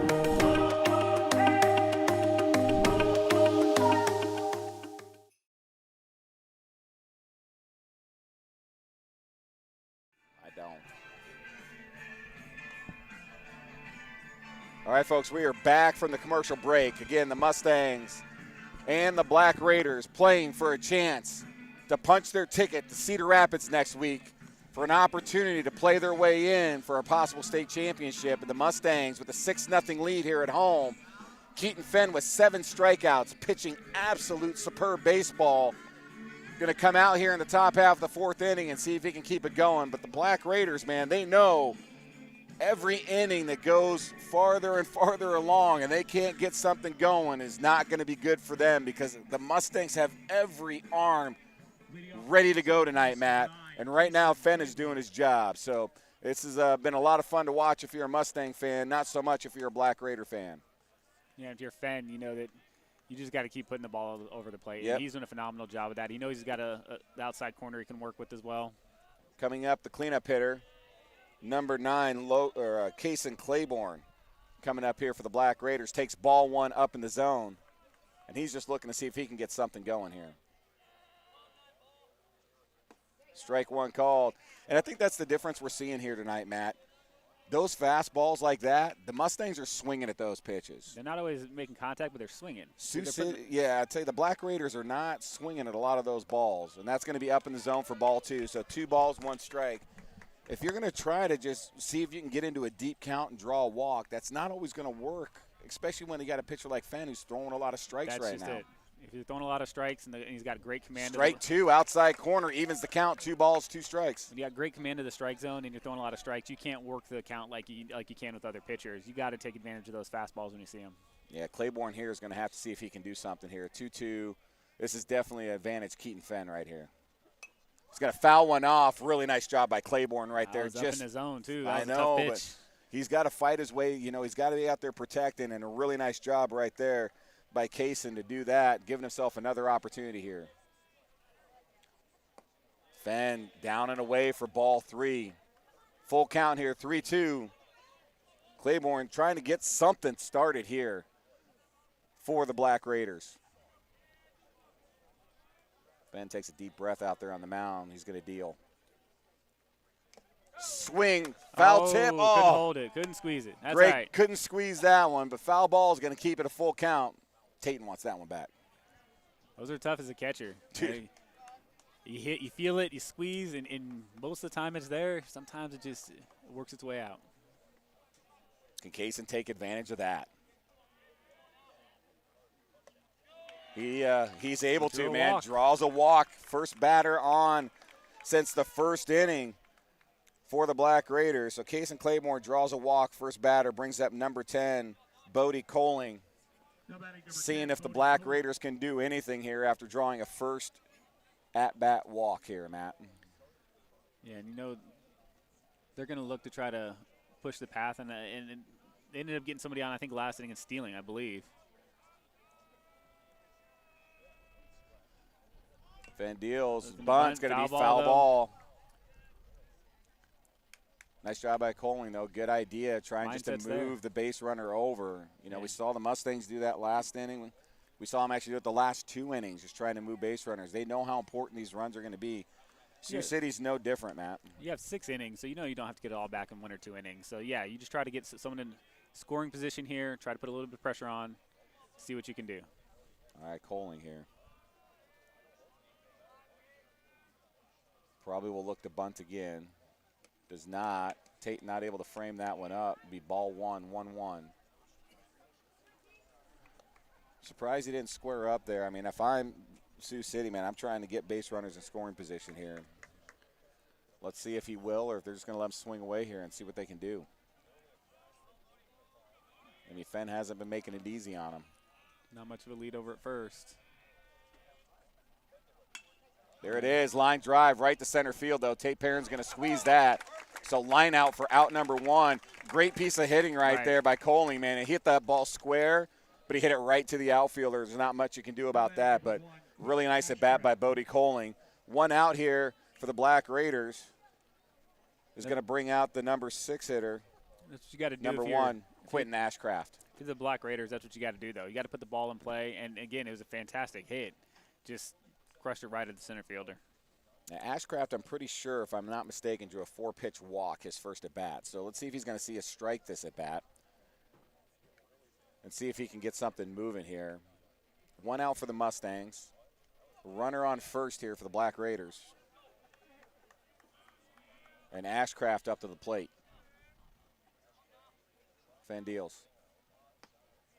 It's going to be ball 1 outside corner. Man, that was close. Was close. I mean, those outside corners, man, I mean, they're getting calls and they're not. It's just been really interesting to see what they're doing there.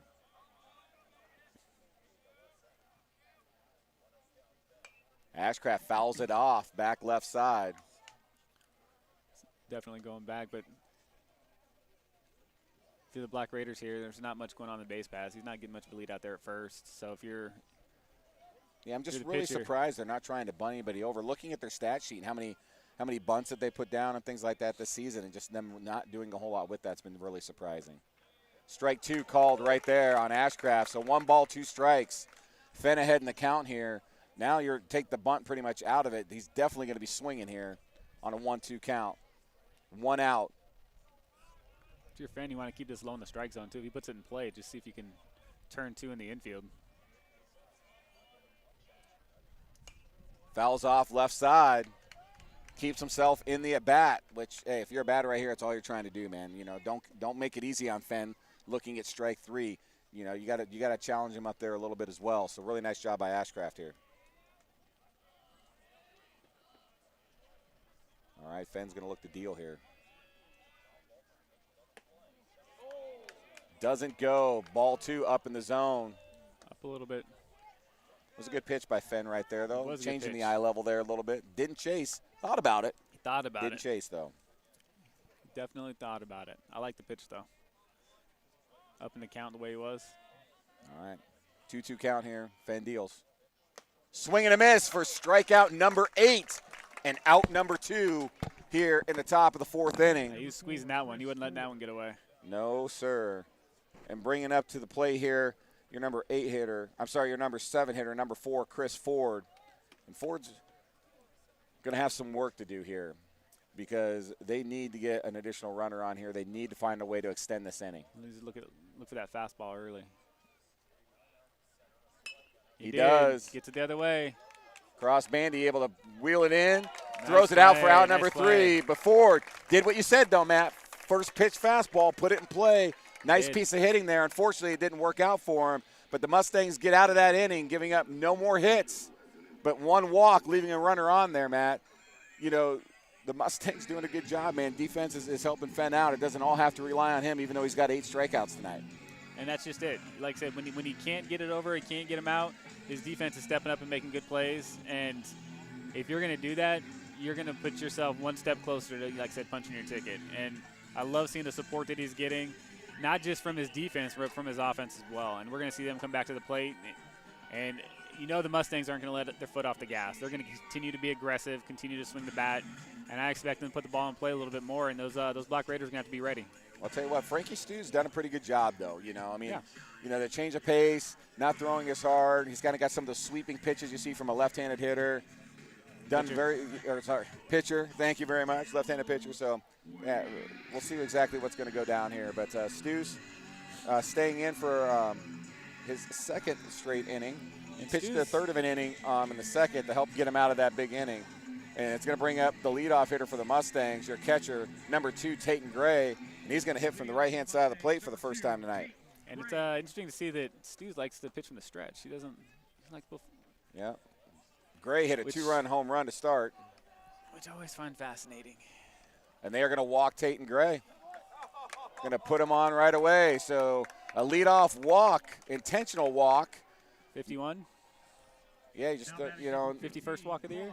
I mean, it's just something you have to do. I wouldn't with no runners on. I mean, at this point, it's irrelevant, but they just don't want to take the chance here. So here we go. Cross Bandy's going to get his shot here. He's singled to the left side, his last at bat. Foul straight back to the left side here. Strike 1 for Mr. Bandy. And that's just it, because now you know he's going to put it in play. And I can imagine he's going to try to put it in that left field slot again, just like he did last at bat. See what Stew's is doing. I like it. Tayton Gray's challenging him a little bit over there. Oh, Bandy's going to have it. He's going to pop out to the pitcher here. Yeah, Stew's does his job. He does for out number 1. Bandy kind of pulled out on that hit, which was, as you swing, he was already leaning back towards first, which I think made his bat pull under. Just got under, helped him get under the ball. Big out for Stew's there. Brings up Dane Mock, the 3rd baseman here. See if Dane can get done here. Tayton Gray with the intentional walk to lead the inning off at first base. Stew's will throw back to first. Gray able to get back in plenty of time.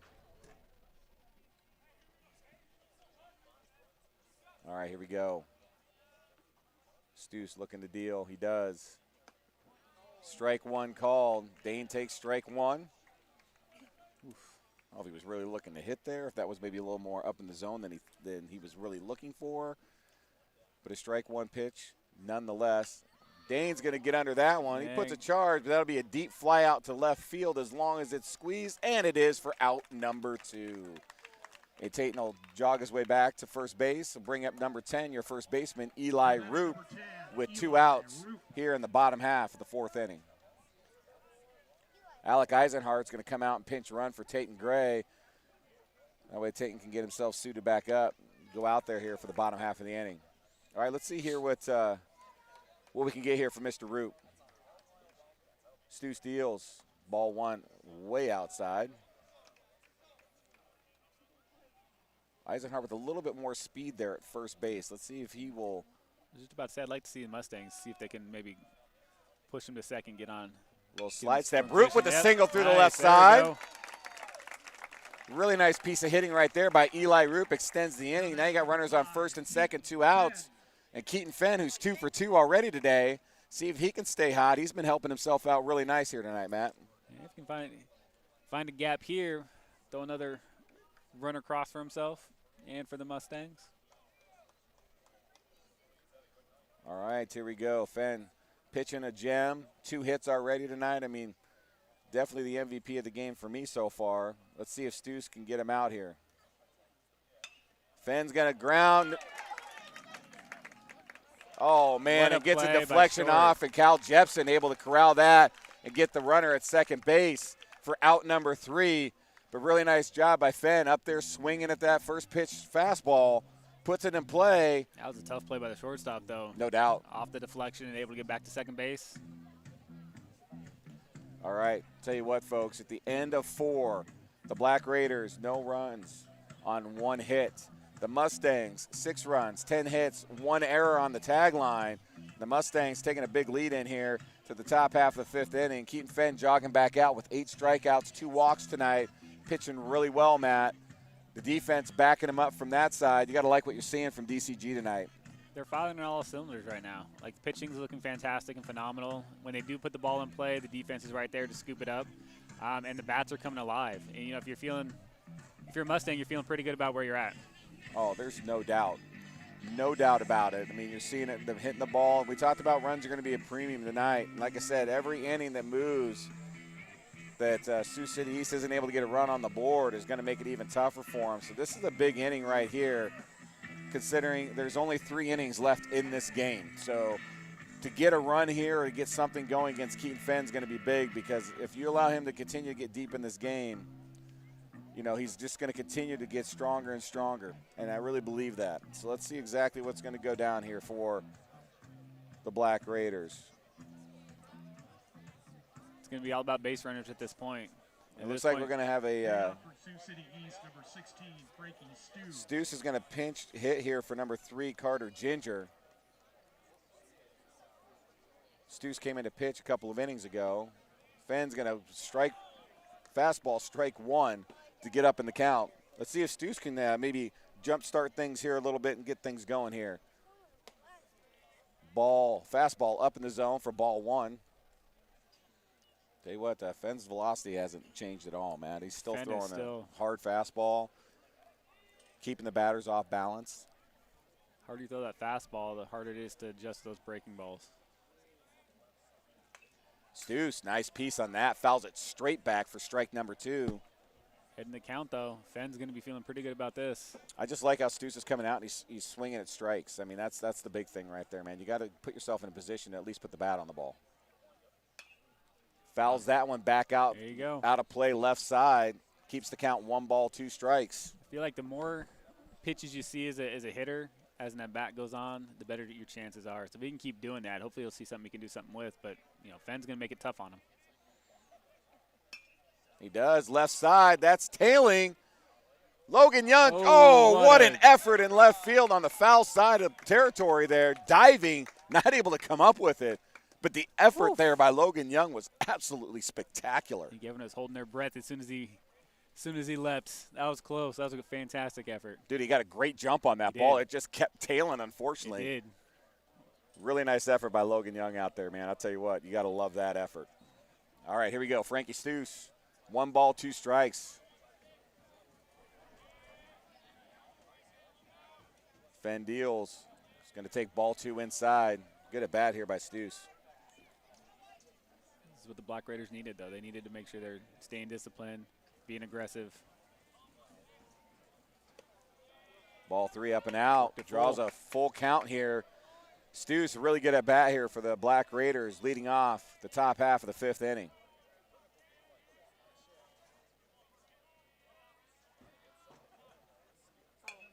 Fouls another one out. Back off the left side. Actually hits the light pole. Keeps the count full. 3 balls, 2 strikes. I'm impressed, man. Stu's coming out here with a great at-bat here.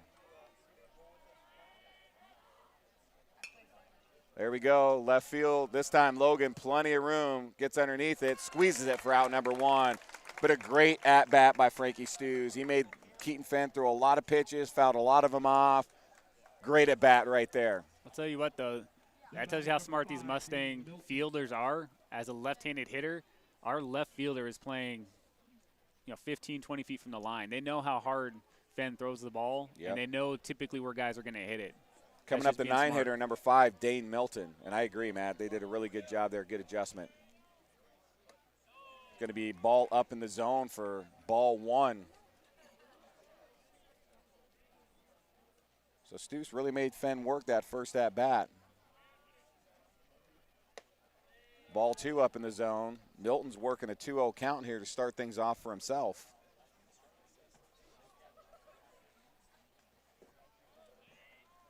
Sioux City working and trying to do all they can here. That's going to be a strike call inside corner. 2 balls, 1 strike here for Keaton Fenn. Milton hasn't really seen anything he wants to swing the bat at yet.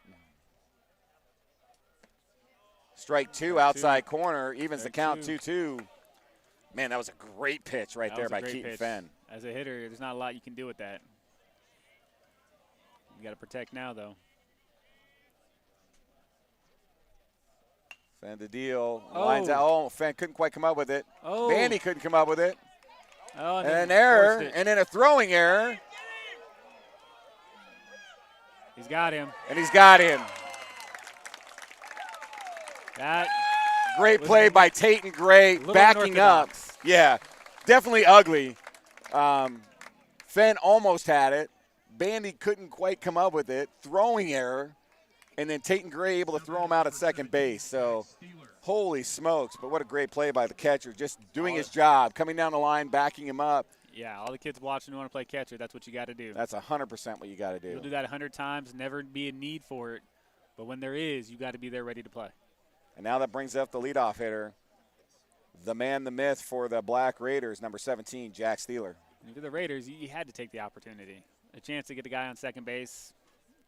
It was going to take a fantastic throw to get you out, and that's exactly what he delivered. Well, Cross needs to totally just trash that last play. He just needs to dump it right now and not even think about it. Come back out because he could get an opportunity here for another one, especially with the lefty Thielen up at the plate.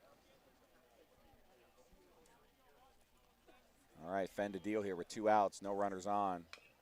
Thieler's going to foul one off. Oof.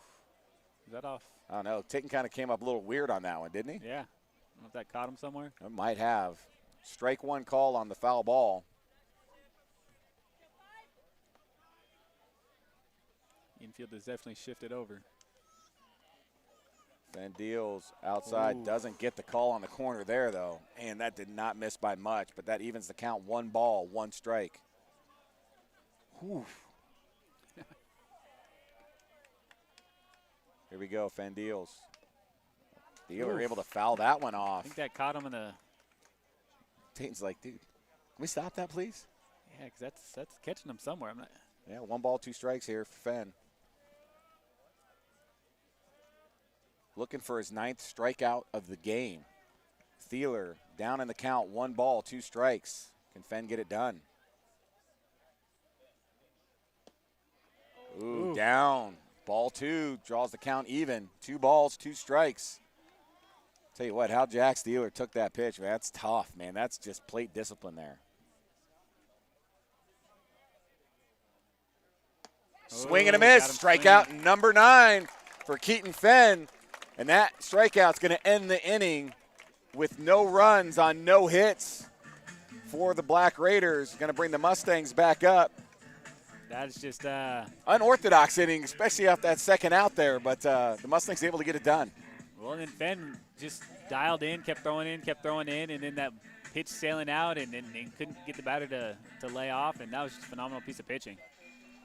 Yeah, we talked about how big defense was going to be, and that, you know, the Black Raiders had more errors than the Mustangs this season, but the Mustangs have more errors on the board tonight with 2. They do. After that blunder at second base. But, you know, when you got Tatum Gray doing his job, able to bail you out with a great throw, coming in, backing him up right there to get that out. I mean, that makes up for some of those extra hustle plays. Because I would say 9 times, maybe 8.5, 9 times out of 10, that's not happening. That runner's advancing to second base. Absolutely. And now you got a runner on second with 1 out instead of 2 outs, nobody on. So. And that's exactly what it usually is. Because you'll see catchers kind of jog down the side, you know, jog down there thinking they don't have to do anything. Nah, Tatum was all the way down. He's able to get to that ball quickly and made just an incredible play. And again, you don't see players, you don't see catchers just taking it seriously, you know, just backing up like they should, and it's good to see him do that. And leading off for the Mustangs in this bottom half of the 5th inning is going to be the number 8 hitter, and that's going to be your right fielder, number 3, Brady Smith. Going to lead things off for the Mustangs here. Brady's got a hit tonight as well. See if he can get things started. Frankie Sioux, though, pitching well. Pitching very, very well here for the Black Raiders. Has been able to really calm things down after a really rough second inning and really been able to keep the Black Raiders in the game here, Matt. He has, and he's throwing a lot of strikes, which is exactly what they needed. Just getting the ball over the plate. He's going to get the breaking ball in for strike 1.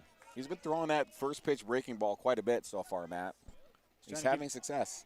Trying to keep these guys off balance a little bit, not just dialing in on that fastball. Ooh, that one fouled straight back. Another breaking ball that Smith got way out in front of and able to foul that one back. But Stoops is going to be up in the count. No balls, 2 strikes after that pitch. Yeah, just keeping him guessing a little bit with that off-speed pitch. See if Brady can make an adjustment here or if Stoops is going to actually bring the fastball here. Brings the fastball, and he's going to get the strike 3 call for out number 1. Man, that looked up and in, but, hey, great pitch by Stoops to get the strikeout. It was. Set him up with 2 breaking balls and came back inside with a fastball. All right, Logan Young coming up, hit by pitch and an infield single tonight. Always a threat to bunt, though. Being a lefty, and he gets up the base pad quick, and that's why you see the third baseman playing in. Yeah, strike 1 called right there.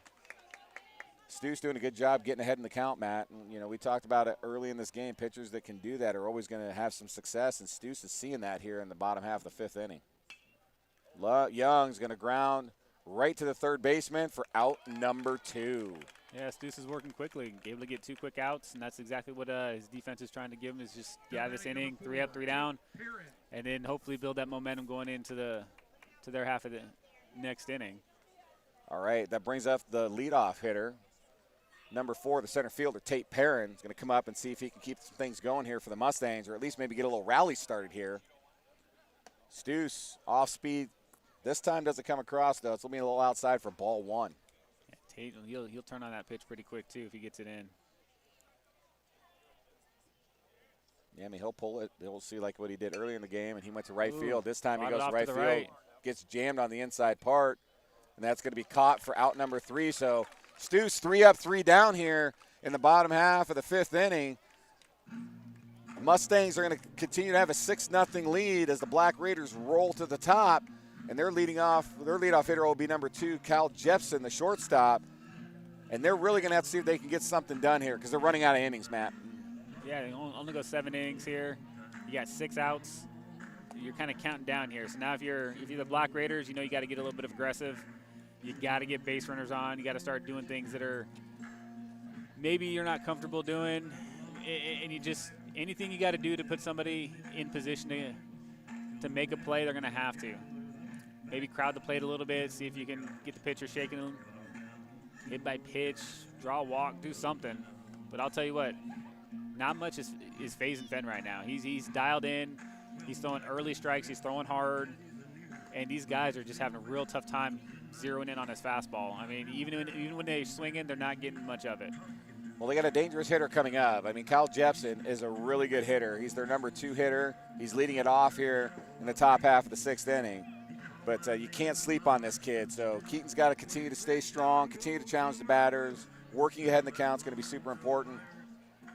But Jepson's going to swing himself around, the lefty coming up to the plate here to see if he can get something started for the Black Raiders, who need it desperately right now, down 6-0 going to the top half of the 6th inning.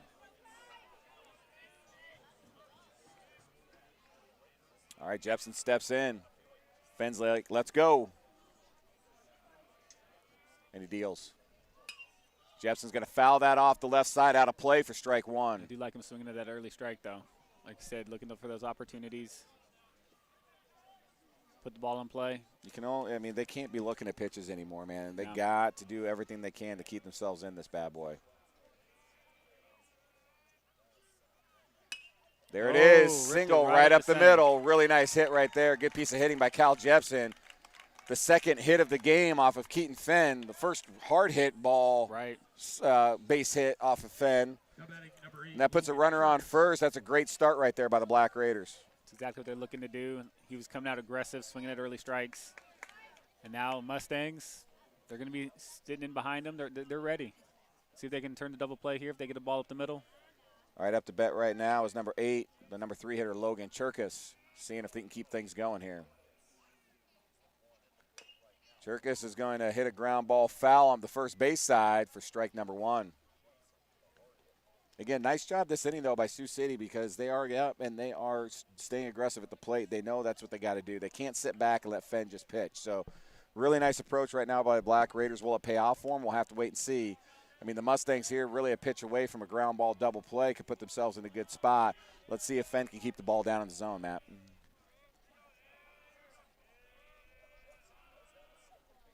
Fenn deals. Strike 1 called outside corner. I'm sorry, strike 2 called outside corner. Let me not miss a strike here, man. That would be bad news, right, dude? Don't want that to happen. 0-2 count here for Cherkis. Fenn's got every pitch in his arsenal available. What's he going to do here? Fastball swinging, strike 1. Oh, safe. Jepson just got back. Great throw right there by Tayton Gray. That was strikeout number 10. So double-digit strikeouts for Keaton Fenn will be out number 1. Black Raiders have a runner at first, Jepson, after he singled to start off the inning here. And now coming to the plate is the cleanup hitter, number 9, Kaysen Claiborne. Oof, that was close, Matt. It's not going to get any closer. Fenn's going to deal. Strike 1. Yeah, you can't let that pitch go by. Man. That's one you got to take advantage of. Velocity still looking really, really good here. Fenn looks over here. Black Raiders, yeah, want to maybe. Fenn's going to go over. Nice move right there, keeping Jepson over at first base. I think we talked about that a little bit earlier, but he's got 11 stolen bases on the season, so it's not like the guy can't move. So good job by Fenn working on just trying to keep him over, keep him honest. They've only stolen 1 base tonight. Not that they've had a lot of base runners to do so. Strike 2, outside corner. Watching it. Man, 2 really good pitches, outside corner both times by Fenn. Gets him up in the count 0-2. It's not where you want to be if you're the Black Raiders. No, I don't want to be 0-2 against Fenn at any point in time because we could see changeup, we could see breaking ball, or he just might bring the gas. He's going to bring the gas, foul ball back. Got a piece of it, stayed alive. Claiborne just got a piece of that, but that was a big foul ball there to keep him in this at bat. 0-2 still. If I'm Fenn here, I'm just going to try to blow a fastball up in the zone. We went fastball last time. He does. Gets the call, outside corner, strike 3. Strikeout number 11. Out number 2. Jepson still at first after singling to start this thing off. Looked real good for the Black Raiders, and Fenn comes up 2 straight Ks. And now you got Bodie Coling stepping to the plate here, the 5-hitter, hoping that he can do something to keep this inning going. I mean, some type of 2-out rally here for the Black Raiders is a must. You let Fenn get it up on you, it's going to be just tough to climb back out. Got to be looking early here. Time called. Fenn's going to step off the mound here. All right, we're in the top half of the 6th innings, folks. Mustangs up 6-0, 2 outs. Cal Jepson on first for the Black Raiders. Like I said, single to start the inning. Fenn with 2 straight Ks will be ball 1. First time he started behind a batter this inning. Good take right there by Coling. And That was a good pitch, though. He knew he was out there. He's trying to get him to swing, and it wasn't much off from a strike. Ben deals. That's He a gets it strike. that time. That's strike one. That's that just missed piece right there. I mean, we're talking about maybe a quarter of an inch, maybe off the plate from the previous pitch, not to get the call. I mean, it was pretty close. Like I said, Fenn knows where that strike zone at. He's going to keep attacking it. Keat deals, strike two, inside corner. And I mean, that's a tough pitch as a right-handed hitter. That fastball inside like that, tough pitch. But I tell you what, man, 1-2 count. He can do whatever he wants here. When you're throwing as hard as Fenn is, to turn on that ball is really tough. Keat deals. Swing and a miss. Strikeout number 12. Right there for Keaton Fenn. Strikeouts the side right there to end the 6th inning. What a performance we're seeing by Keaton Fenn right here, Matt. I mean, absolutely impressive. Knowing everything's on the line to go to the state tournament, and he's throwing a gem out here, and his offense is backing him up. He's got 2 hits of his own tonight, Matt. Compared to how he started the last game against these guys and what he's doing tonight, it's night and day. His control right now is just incredible. He's finding the strike zone. He's hitting it consistently. And he's pitching from ahead in the count, 90% of the time. That's what you got to do as a pitcher. Well, I'll tell you what, the guy that's come out and been able to kind of shut some things down on the Mustang offense is Frankie Sioux, and he's back on the mound here. He's done a really good job after the back-to-back innings where the Mustangs put runs on the board of just kind of quieting down the offense here. Ty Mickelson, our number 2 hitter, is going to actually lead things off here in the bottom half of the 6th inning to see if we can get things going. But I'll tell you what, man, I got to give it up to Frankie Sioux and what he's been able to do to kind of shut things down and quiet things down. He's at least kept his team in this game, Matt, not giving up any more runs. That's exactly what he's done. He's kept it manageable for the Black Raiders. He's kept them right where they wanted to be. Nothing you can do about giving up those 6 runs after you do it. But he's done a lot since then to make sure he's kept their team where they need to be. This could be the Mustangs' last chance to put the bats on the ball. I'm really hoping to see them be aggressive and continue to swing well and really put it in play. All right, here we go. Ty Mickelson leading things off. Bottom half of 6. All the Mustangs are thinking, can we get one more run? Just one more run, because Fenn's coming out for the 7th inning. So can we give him one more run? Let's see what Ty can do here. Sioux has been making it tough, though. Sioux deals. Ball 1 up in the zone. Yep. Hey, we'll give a huge shout out to 515 sponsoring the stream tonight. They sponsored our stream on Friday, giving us the opportunity for Matt and I to be out here on a beautiful night of baseball, watching the Mustangs with a really nice lead going into the bottom half of 6 here. Ball 2 up and away. So Stu's behind Mickelson here in the count. Let's see if Ty manages this at bat, doesn't get too crazy, keeps things in his zone. Stu deals. He'll get strike 1 called inside corner. Nice pitch right there by Frankie Sioux. Yeah, and that's, Ty up 2-0. You don't have to take that pitch. He's probably looking for something a little bit more out over the plate. Just like that. There it is. Oh, hard ground ball hit right off the third baseman. He's going to beat it out for an infield single. Just hit the ball hard right there, man. That's tough. Hopefully the third baseman's all right. That kind of came off of him. Off his shin. Oh, man, that hurt me just kind of watching that. It did. That was a hard hit ball.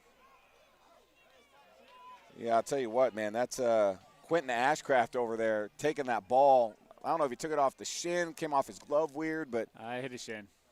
That's not Quentin Ashcraft over there. Sorry, that's Logan Cherkas. My apologies to Black Raider fans. So Tatum Gray is going to come up, runner on first, and they're going to pitch to him this time. So interesting choice with the runner on to let him hit versus leading off. But hey, Tatum's like, hey, let's give it to me here. So Cherkas deals. Inside ball 1. Didn't miss by much, though. Didn't call him that. Yeah, just, again, interesting different approaches to how you want to battle a hitter like Tatum Gray. He's already got 1 2-run home run in this game from the left side. He's homered from both sides once this season already. Nice pitch, swing and a miss by Tatum Gray. Just kind of fooled on that one just a little bit. Nice pitch by Cherkas. Evens the count, 1 ball, 1 strike here. He was looking for a fastball there. Tell you what, man, I was just kind of looking through the Black Raider lineup. They have 1 senior on this team, Matt. So this team is going to be loaded coming back again next year. I mean, if you're a Black Raider fan, you got to be excited knowing that you got the big chunkier team. This is like what the Mustangs were last year. They had most of their team came back for their seniors for this season. The Black Raiders are going to be in the same spot. All right, here we go. Lot to look forward to. Tate and Gray, 1-1. Runner on first. Take strike 2, 1 ball, 2 strikes. And again, he doesn't strike out a lot, so he knows where it's at. Yeah, he knows his zone, man. He's a good 2-strike hitter. At the end of the day, he's looking to put a ball in play here. And that one's down in the zone. It's going to be 2 balls, 2 strikes after that pitch. Taten's going to get to see another one here.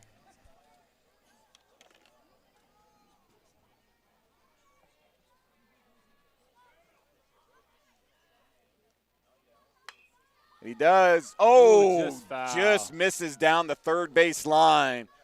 Whoo, buddy, that was close. Not much either. That was not by much. I don't know if Cherkis has got that quick like movement he normally has. He's limping down there a little bit after taking that hard ground ball from Ty off the shin.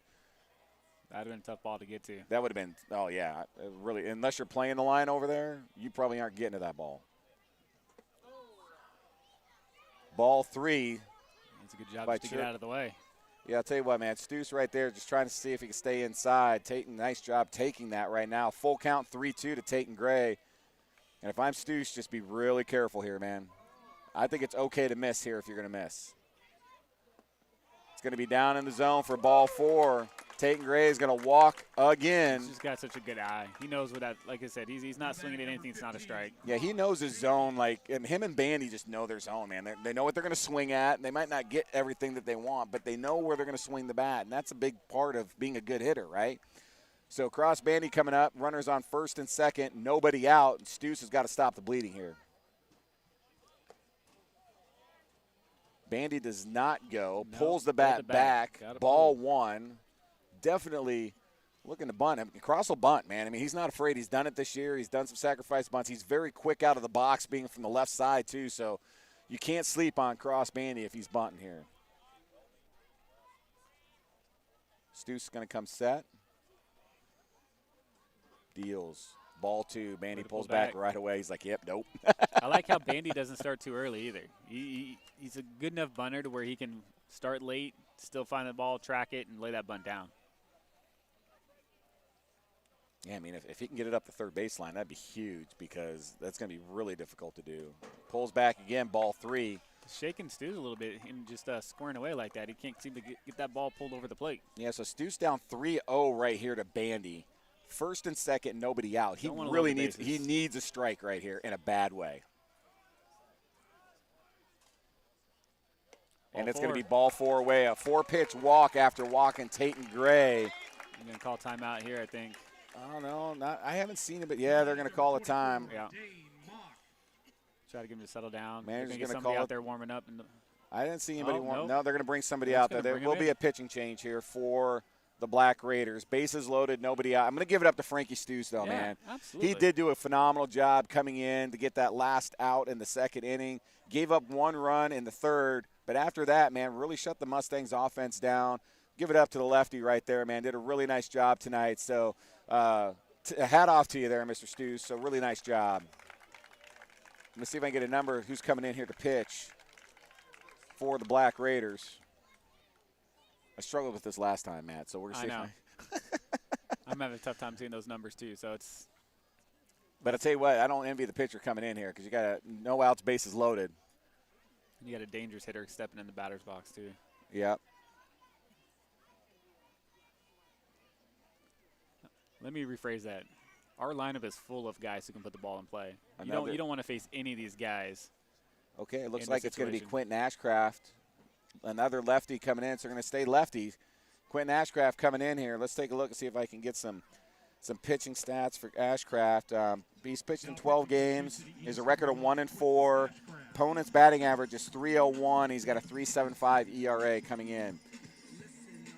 Really what he needs to do here is hope he can maybe get a ball in play and get a double play. I mean, really, if you're going to give up a run, get 2 outs giving up the run, if that's what you're going to look at here. So, you know, that's best case scenario, I think. I mean, obviously, if you get a strikeout, great if you can not give up runs. But I think if I'm Sioux City, man, I get the double play here, give up the run, Now you got nobody on base with 2 outs. You got to keep the ball low in the zone, though, here. You can't keep anything up. You don't want them to be able to drive anything to the outfield. You got to pitch low. You got to take it in. All right, folks, bottom half of the 6th inning. If you're just joining us late, Mustangs with a 6-0 lead, bottom of 6. Had an incredible second inning where they just... Yeah, absolutely incredible second inning with a Taken Gray 2-run home run in that second inning. But to start off this inning, man, Ty Mickelson with a hard-hit ground ball off Cherkas's leg, safe on the infield single. Then we got back-to-back walks, and that's where we're at right now. Frankie Stews pitched a really good game. Just couldn't get an out, unfortunately, here in the 6th inning. Now we got Quentin Ashcraft warming up. He's going to see if he can work some magic here for the Black Raiders to try to keep it as close as possible. Because, Matt, they only got one more at-bat left. That's and Keaton Fenn has 12 strikeouts tonight and has just been dominant on the mound. He just struck out the last 3 outs of the last inning. Yeah, struck out the side in the 6th. So I mean, he's getting better as the game goes on. And to be honest, if they can get out of here just giving up 1 run, I call that a win for the Black Raiders. 100%. Dane Mock going to step in here, the number 6 hit or the number 5 hitter. He drove the ball, I think, deep to left last time he was up, didn't he? He did. That would be a sac fly if they can make that happen here. Foul ball on the first pitch. Ashcraft able to get the first pitch strike to get ahead in the count here. See what Dane's going to be thinking here. But the one thing we've seen between the last pitchers coming out is the velocity change has definitely been different. Yes. See what Dane's going to do here. Swing and a miss for strike 2. So Ashcraft able to come up and get 2 strikes to start. Really nice job right there by the sophomore. Just seeing if he can work an out here. If you can get a strikeout, that's a huge win for the Black Raiders. Yeah, because at a ball in play could be 2, and then you're out with nothing here. Dane, though, is going to pop that, and it is going to clear out of play. So that foul ball is going to keep things alive there for Mr. Mock. Count is 0-2. But I like Dane, man. He's got to know his zone. He's got to protect. You know, a ball in play here is really what you're looking for. Absolutely. You're trying to find a little bit of space, but ultimately you're just trying to put it past the infield. Get the ball up, get the ball out. He did hit the ball hard last time. It was a deep fly out, but he did hit the ball hard. Let's see if he can put the ball in play here. Down 0-2 count here. Ooh, rips a foul ball. That coach is like, nope, let me get out of the way, man. That thing was a dart. Pulled that thing foul, but a nice piece there by Mr. Mock. Keeps the count 0-2, but fighting his way. He knows he's got runners in scoring position, man. He's like, I got to get somebody across here. You're down 0-2, you're fighting on that plate, though. And Ashcraft deals. That's going to be down in the zone for the first ball of this at bat. So a 1-2 count. It's a great job by the catcher to keep the ball in front, though, too.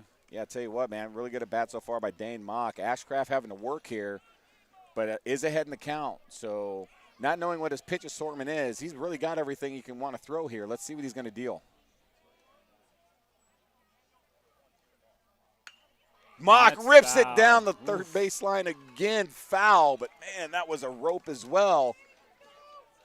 He's working this at bat though, man. I'll tell you what, he's seeing the ball. Seeing it well. That's all you can ask for at the end of the day. Ashcraft deals. Dane's going to swing and a miss for strike 3. That's a big out for Quentin Ashcraft right there. Big out for the Black Raiders. Eli Roop's going to step up. That was a good at-bat by Dane Mock. I mean, a swinging strikeout. If you're going to strike out, go down swinging, and he did, man. He worked that at-bat really well. Really nice job by Ashcraft, though, to come in and get a big out with bases loaded. Let's see if he can keep things going here. Eli Roop had a really nice single his last at-bat. Let's see if he can do it again. Fouls ball straight back. I like it. I like being aggressive, though. They're looking at that first pitch. They're trying to do something with it. Yeah, and Roop, he's a hitter that can really put it anywhere. So he's just going to look for his pitch and see what he can do here. Strike 2 taken inside corner. So, again, Ashcraft ahead in the count, 2 straight batters, man. He's coming in and he's doing what he needs to do. Let's see if Roop can get something going here.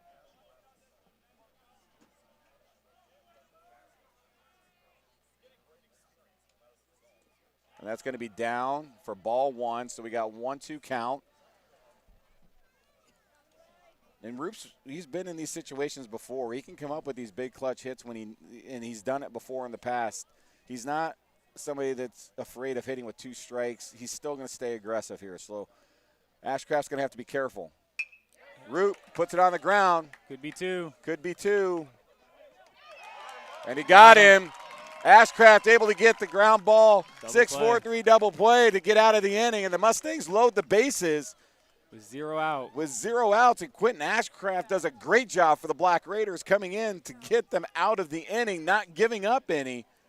And now it's all going to come down to the top half of the 7th inning here, Matt. Mustangs up 6-0. That was best case scenario for the Black Raiders. That's what they needed to do. See if they can use that as some momentum jumping into this last half and see if they can do what they haven't been able to do all night, which is jump on top of our number 1 pitcher. No, they're not. They're bringing in the closer, and that would be Tate Perrin. Fenn is done for the night. 12 strikeouts, 6 innings, 12 strikeouts. I think he was at or right around that 100 pitch mark. Ben was getting close. And you're going to bring in Tate Perrin, who has been a great closer for the Mustangs. All of last season, all of this season, is going to come in and see if he can close this thing out. The Black Raiders, they need about every hope and prayer that you can get down 6 runs here in the top of 7, but they're going to give it their best effort, that's for sure. And Quentin Ashcraft allowed them to be able to come in only being down 6 runs because that could have got real ugly quick.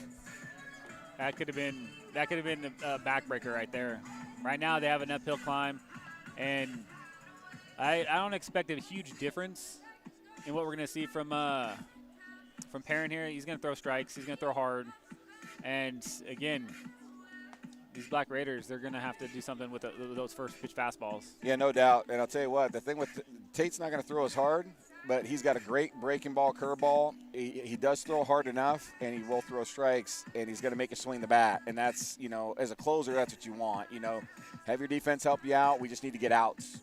We don't want a long at-bats here. And no, we to don't. lead things off here for the Black Raiders, maybe it was just meant to be, is going to be number 1, Quentin Ashcraft, after coming in and just kind of being able to get out of that last inning. He's going to come in and lead things off here, see if he can get some things started. And Tate Perrin's he's going to come in and be like, I got to shut this thing down. So this should be a lot of fun to see here, folks. Top half of the 7th inning, Mustangs 6, Black Raiders 0. Winner of this game punches their ticket to the state tournament next week in Cedar Rapids. 3 outs. 3 outs. The Mustangs 3 outs away. Ashcraft steps in. Perrin takes a sign. Strike one called right down the middle. And see, that's what the Black Raiders really got to take advantage of those. Perrin's going to be just outside for ball 1, evens the count 1-1. Tate works very, very quick. Ball 2 outside, 2-1 count. And the batter's in the batter's box, which means he's allowed to work as fast as he wants. Tate, strike 2, inside corner, evens the count 2-2. And like I said, he takes no time, man. Here he goes, and he deals. Foul ball by Ashcraft to keep the at-bat alive. Nice swing right there. Keeps the count even at 2-2. Man, it is quiet. It is quiet here at the Diamond. Ashcraft swing and miss. Strikeout for Mr. Tate Perrin for out number 1. Mustangs 2 outs away from punching their ticket. 2 outs. That was a heck of a pitch. Yeah, and coming up here for the Black Raiders, number 4, Chris Ford, seeing if he can maybe get things jump-started here. Now batting number 4, Chris Ford. Perrin deals. Ford's got a first pitch swinging. Great play by Eli Roop. Yeah, Roop able to corral it. Steps on the bag for out number 2. One and out folks, away. we're 1 out away, and the Mustangs will punch their ticket to the state tournament for the 2nd straight year. Now batting number 18, Brody Hanks. Brody Hanks, number 18, he's going to come in and he's going to pinch hit here for the Black Raiders. See what he can do here. And takes strike 1. Perrin's dialed in. Yeah, man, I mean, we've been talking about it tonight, but it's even more imperative now. Swing and going to be foul tip for strike 2. But, yeah, it's got to be aggressive up there, man. And 0-2 count here. Fine be 0-2, man. Stay aggressive, man. You got 1 out. You can't get on base if you're not swinging the bat. Cannot. Perrin gives up a single right up the middle. So a nice piece of hitting right there by Brody Hanks. Puts a runner on with 2 outs. That's going to bring up your number 9 hitter, number 5, Dane Milton. And if I'm Perrin, man, I try to get this out. Let's not roll this thing over and give Jack Steeler an opportunity here, man. Let's get this out here, right now. Perrin's has got to be focused on that guy at the plate. Don't worry about the runner at this situation. Oof, man, quick pickoff move. Nice job putting the tag on by Root. Runner gets back, though. Hank's got to be careful here. Doesn't want to get picked off for the last out. Perrin comes set. Milton's got a ground ball here to Dane Mock. He's going to throw it over to cross Bandy. And the Mustangs with the 3rd out of the 7th inning. Punching their ticket. Just punched their ticket to the 2024 Baseball State Tournament in Cedar Rapids, Iowa. What a big game and a big win for the Mustangs. It's been a heck of a season, and they did everything they could to get it done. And, man, I can't be more proud of this team. It's just an incredible display. This is what these guys are capable of. This is what they can do. This is a level that they've been playing at all year, and I'm so happy that they've been able to do this. I got to give it up to them. Boom, shakalaka for the Mustangs baseball team. But before we get celebrating, man, can't give it up enough to the Sioux City East Black Raiders. They also had a spectacular season this year coming in, and they had to win tonight to go. They weren't able to get it done, but they got here. So Black Raiders want to give it up to you. And like I like to do at the end of every game, at least that last game of the season for a team, is to call out the seniors. And there's only one senior on this baseball team, and that's number 24, Michael Hammerstrom. Want to give it up to you, Michael. Your last, baseball game at a high school level. We wish you nothing but the best as you graduate and go on to that next step in your career. But I'll tell you what, man, you got to be excited if you're a Black Raiders fan, because everybody else is coming back for next season. They should be a fun team to watch. But, again, congratulations on a really great season. But let's talk about these Mustangs, Matt, because they came in tonight and they were on a mission. They had a great season last year. They lost opening round in state. They had a bitter taste in their mouth, and their whole deal this year was getting back, and they were able to get it done here tonight. Not just able to get it done either. They did it in a phenomenal fashion. Great pitching, great hitting, great fielding. We did have those 2 errors, but I'll tell you what, this is just what you want to do. Carry this momentum going into state, getting ready for that first game. You know they're going to be hungry. You know they're going to be aggressive, and I can't wait to see them take that field. I tell you, it's going to be a lot of fun. State tournament starts next week in Cedar Rapids. It's going to be fun to see who all is going to punch their ticket to go and what the bracket's going to look like. But the most important thing, folks, is the Mustangs are there. They made it. They came out this season. They put it all on the line. They put 34 wins in the books, win 35 tonight. Only 3 losses. Super proud of this team, man. They just did an absolutely fantastic job. MVP tonight, Matt. It's got to be Fenn. It's got to be Keaton Fenn, 100%. Throws the MVP down for me tonight. Pitched 6 innings, 13 strikeouts, only gave up 2 walks, only gave up 1 hit. And the Mustangs were just able to, off of his arm, be able to get it done, come up with some big runs in the 2nd and 3rd inning. Man, just an absolute all-around team effort tonight, Matt. It was a lot of fun to watch. We knew it was going to be a good one. We knew it was going to be a good one. And like I said, this is just something we're going to build off of going into the next round.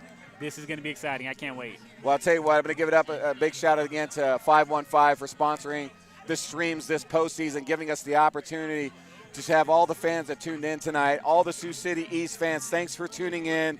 You have a great baseball team, a lot to look forward to next year. We wish you guys nothing but the best and a great season. And all the fans that made the trip down, absolutely spectacular. Celebrate this season if you're a Black Raiders fan. Give a shout out to all the Mustang fans who tuned into the stream tonight.